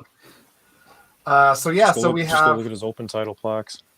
We have our top 12 here, and they're all confirmed for tour finals. August 12th, I believe, is the date. 12th and 13th, yeah. 12th will be the Gallagher Cup. The 13th will be the filming. Anybody interested? It's going to be at Sherwood Bowl. $10 a ticket. Come on down. It's going to be huge. It's going to be awesome. Can't wait to have people back in the place to film. And for those who can't read it, Dex, who are those 12? Yeah, I was gonna. Yeah, so top 4 with these 4 will get a first round bye. That's Len Anseth, Tyler Titkat, Carey Kreitz, and Derek Gall. And then rounding out the next 8, doing the play-in rounds to face those top 4 is Jordan Schuss, myself, Ryan O'Callahan, Adam Weber, Tim Wiseman, Bradley Tickett, John Mones, and Mark Miller. Now, I want to point out before I know what I'm getting at, but before we even talk about that, usually it's over 200 points, 200, 220 to be the first round bye over the season, 4th spot. So you can see the parity and how many good players there are on tour. Well, let's be completely fair and honest here. The reason why that's the case is we had 2 winners not enter, right? Yeah. Well, if you think about Derek, Sly's another one who would have made it, and Carey. Oh yeah, didn't he have the 2nd place in Edmonton this year, or the 4th place, whatever it was? And he's been solid. So, but that he was high in Calgary too. Yeah. So who would that have knocked out then? Bradley, Miller, and who? John and Bradley, right? I would still have been good by 2.5, but you saw that before the final event, Mitch, Ian, and Greg were up there, and obviously Jordan moved up, Ryan moved up, and Dexter moved in. because Dexter didn't have the tiebreaker with Greg. So Greg had the tiebreaker on me. I needed to make sure I got above him. You're right, Dexter. I said I didn't. You didn't. So, so just to clarify that. You said I had the tiebreak, and I didn't. No, you didn't. Okay, you go back. Look at that. Anyways. Oh, we will. But the matches, some of the matches, if people want to look out or come watch, obviously you won't find who wins or whatnot unless you're there. But Jordan Shoes versus Mark Miller, Dexter versus John Mullins, Ryan O'Callahan versus Bradley, and I heard there's some smack talk already. No. Yeah, he already told me. He told me at ball you're already talking smack to him. No, I didn't talk smack. You know what I said to him? I said, I can't wait to show my grandkids you beating me 10-0 in the Tour Championship. So is that smack talk? That's self-depreciation snap. Yeah, psychology at its finest. And then, of course, I played him one other time in my life at Nationals, and I absolutely destroyed the poor kid, and he owes me big time. So I'm just showing up for the free T-shirt on Friday night, guys. So Tim, myself, and Adam, we've played in this already at least once. Ryan, how are you feeling about this? Are you excited? Are you nervous? I'm not sure. Like, it'll be. Like, it's funny you watch like the last one you guys ran and there's no crowds, right? So now it's kind of going to be back to that Red Deer, like having people in the stands behind you and such. My wife might show up, which would be insane because she hates bowling. So likes money though. She does like money, yes. She's my wife. She's a lovely woman. She'll never watch this, so I can say this, and she's not home right now. So yeah, it'd be good, and of course, Adam and I play each other, so we'll see how that works. But Tim loved that draw. Mm-hmm. Yeah, I loved it. But you know what? Maybe I get the monkey off my back, and Brax can watch it. So I mean, you just call Adam a monkey? Like, I don't think you can say that. I'm bringing it back. I'm bringing it back. No. Moving on. I'll give you 4 frames. The FBI is watching you now, Tim. I get to face John Mones the first round. I hate it when but it always happens, right? Because we're friends right? with everybody, right? So you see Tim facing Adam. I'm facing John Mones. John's been one of my best friends for 20 years. You cannot love that kid. You can't not love that kid. Exactly. Yeah, he's just he's unreal. I'm just glad we're not bowling the first round because 2 soulless guys, like, it wouldn't even show up on the video. It would just be like a big weird blur. It wouldn't film for some reason. So yeah. What are you thinking about having to play that skins game format, Ryan? It's, you know what, I grew up watching all this stuff like TSN, CB. I know which one was the Pins game. TSN, right? TSN. Yeah. But yeah, you kind of watch that as a kid, and you're like, man, this would be super, super cool to do one day, right, Dexter? Like, absolutely, it would be. And now, you know what? Cool. Win, lose, I'm just, you know what? I had no expectation to make the top 12 going into this week, and I knew I needed to have a crazy run to do it, and didn't even occur to me till someone pointed it out. I think it was the final 4, like, hey, you're in. And I'm like, what? Like, that was me. Yeah, that was me. Yeah. Yeah, I had not even thinking about that. Like, even if I had made the Gallagher Cup, I probably would have showed up just for the shirt and some drinks. You know what I mean? My parents live an hour away, so. Yeah. Super proud of you, man. Super proud of your run you've had this year. Oh, thank you. No, it was awesome. Unreal. Derek, obviously super proud of you for this weekend too. It's just unreal. It's so cool. Steve, yes, you count your best to qualify for Tour Finals if you are a member. We talked a little bit about the Gallagher Cup. This is what we have thus far. The Gallagher Cup is interesting. There's 2 teams, Team J-Brains and Team Innovator. And you have team captains, you have coaches per se. And they get to pick the matchups and stuff that goes on. So there's some interesting formats. I'm sure there'll be some different ones this year too, but there's trios, there's doubles, there's individual head-to-head matches. I believe there was like some bakers or some Scotch doubles or stuff like that as well. And the coaches get to choose, like the Ryder Cup, who gets to face in those matches or who gets to team up and play in those matches and stuff like that. So it's really interesting. The cool thing about it is if you qualified for it and you were already on a team from the previous time that we were able to run this, you get automatically seated back onto that team.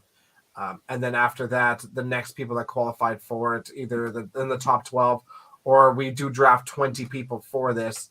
If those people are willing to come out and play, you get drafted in as well. So right now, myself, Adam, and Tim get to play on the same team along with Mark Miller and Mark Johnstone.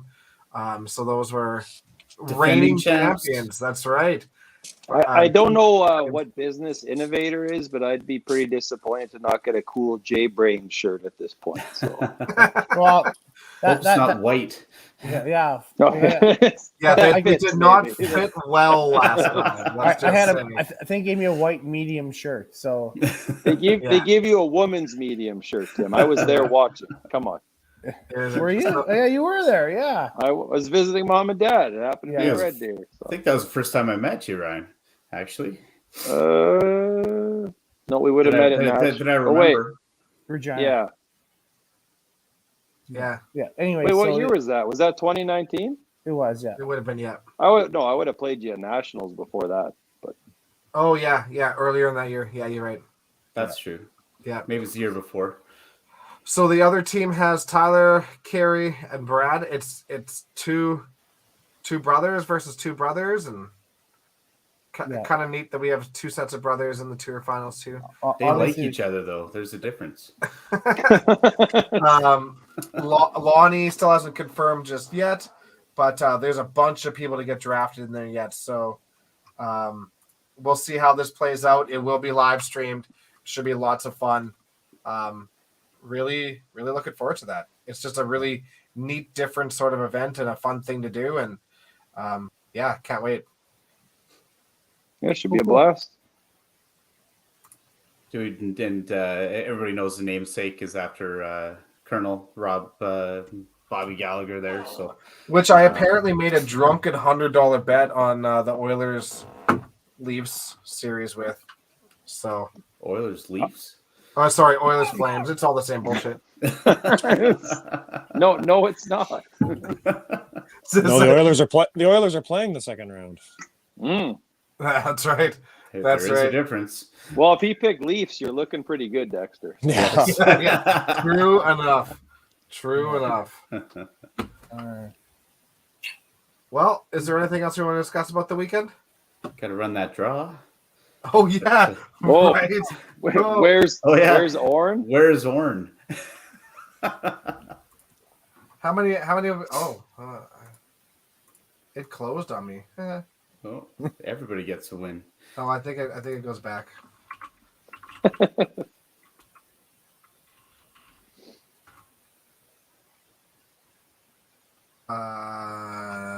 Nope.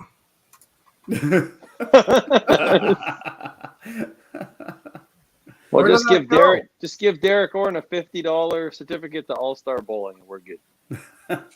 He won enough. All right, everybody. Everyone that wants in on the draw, you have 3 minutes to put in the hashtag Where is Orne hashtag again, because apparently it disappeared on me. All 7 of you that are left. There's 37. Get it in now. Get it in now. Here we go. That's what she said. Kyle Young is the current. Oh, I was going to say. Let me just tell you, boys, from how this podcast started in the back room to now, this went way, way better than I thought it was going to go. Yeah, I was like, oh no, of course I'm on this one. Yeah. Yeah. Well, it is what it is. Carey left us unsupervised. Yes. So, it's kind of how it goes. Yeah, we miss Daddy. Place the blame somewhere. Daddy. We miss Daddy. Both daddies are gone. Yeah. Derek, thanks for doing this, man.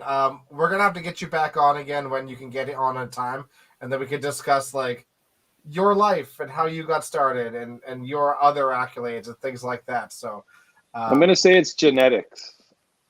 Genetically bred to bowl. So hey, Oh no, Kyle Young, we miss Daddy. Wow. Okay, like last I call. pushed the ball before I walked.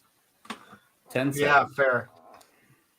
Last call to get it in, and then what's going on in the Oilers Flames game anyway? It's 6-2. 6-2 now. 6-2? For who? For the Flames. Like I think every goalie has. Wow. I've actually been watching basketball in the background, and the Warriors are absolutely destroying Dallas right now. And I'm not going to lie, every one of those 6 goals were absolutely atrocious. Like, they're really? They're ugly. Oh, they're not even good. Didn't someone say if Mike Smith steps up that? Well, Mike Smith's only been in for 2. The other 4 were Koskinen. Yeah. Oh, okay. All right. Well, we'll get one game out of the way. That's okay. We'll see what happens after. It's just one game. It is what it is. Hey, I say that about the Blues, but we're done in 4. Yeah, you're right. Maybe 5. Maybe. All right. We're gonna run this. Let's see who the big winner is.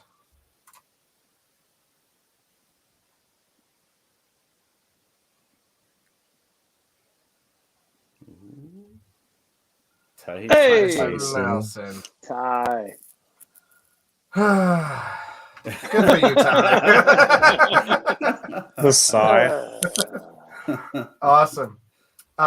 Thank you, everybody. Thank you for putting up with us through that. Thanks again to All Star Bowling Sales for supporting us and all we do for podcasts. Thank you to all our Patreon members. And Derek, thank you for coming on. Congratulations once again. It's an incredible feat that nobody can ever take away from you. Amazing bowling, kid. Now to the next one, bud. Yeah. That's the plan. Yeah. That's right. Ryan, thanks for coming on and guest hosting and throwing in your tidbits. And it was good to talk to you too after the run you had and the season you had too. So super proud of you. Thanks for not pointing out the sun went down and I have no lights on in my living room. Oh, we know.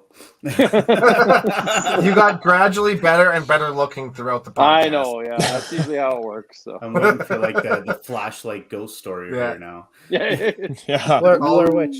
It gets dark and your wife starts to like you again. It's awesome. Yeah. Oh, no, it's not happening at this point. You think it's the Michelob Ultra, though. I was going to say, I thought that's what the beer was for. Yeah. All right. Well, thanks, everybody. We'll see you guys all again next week. Go Oilers, go. See you guys.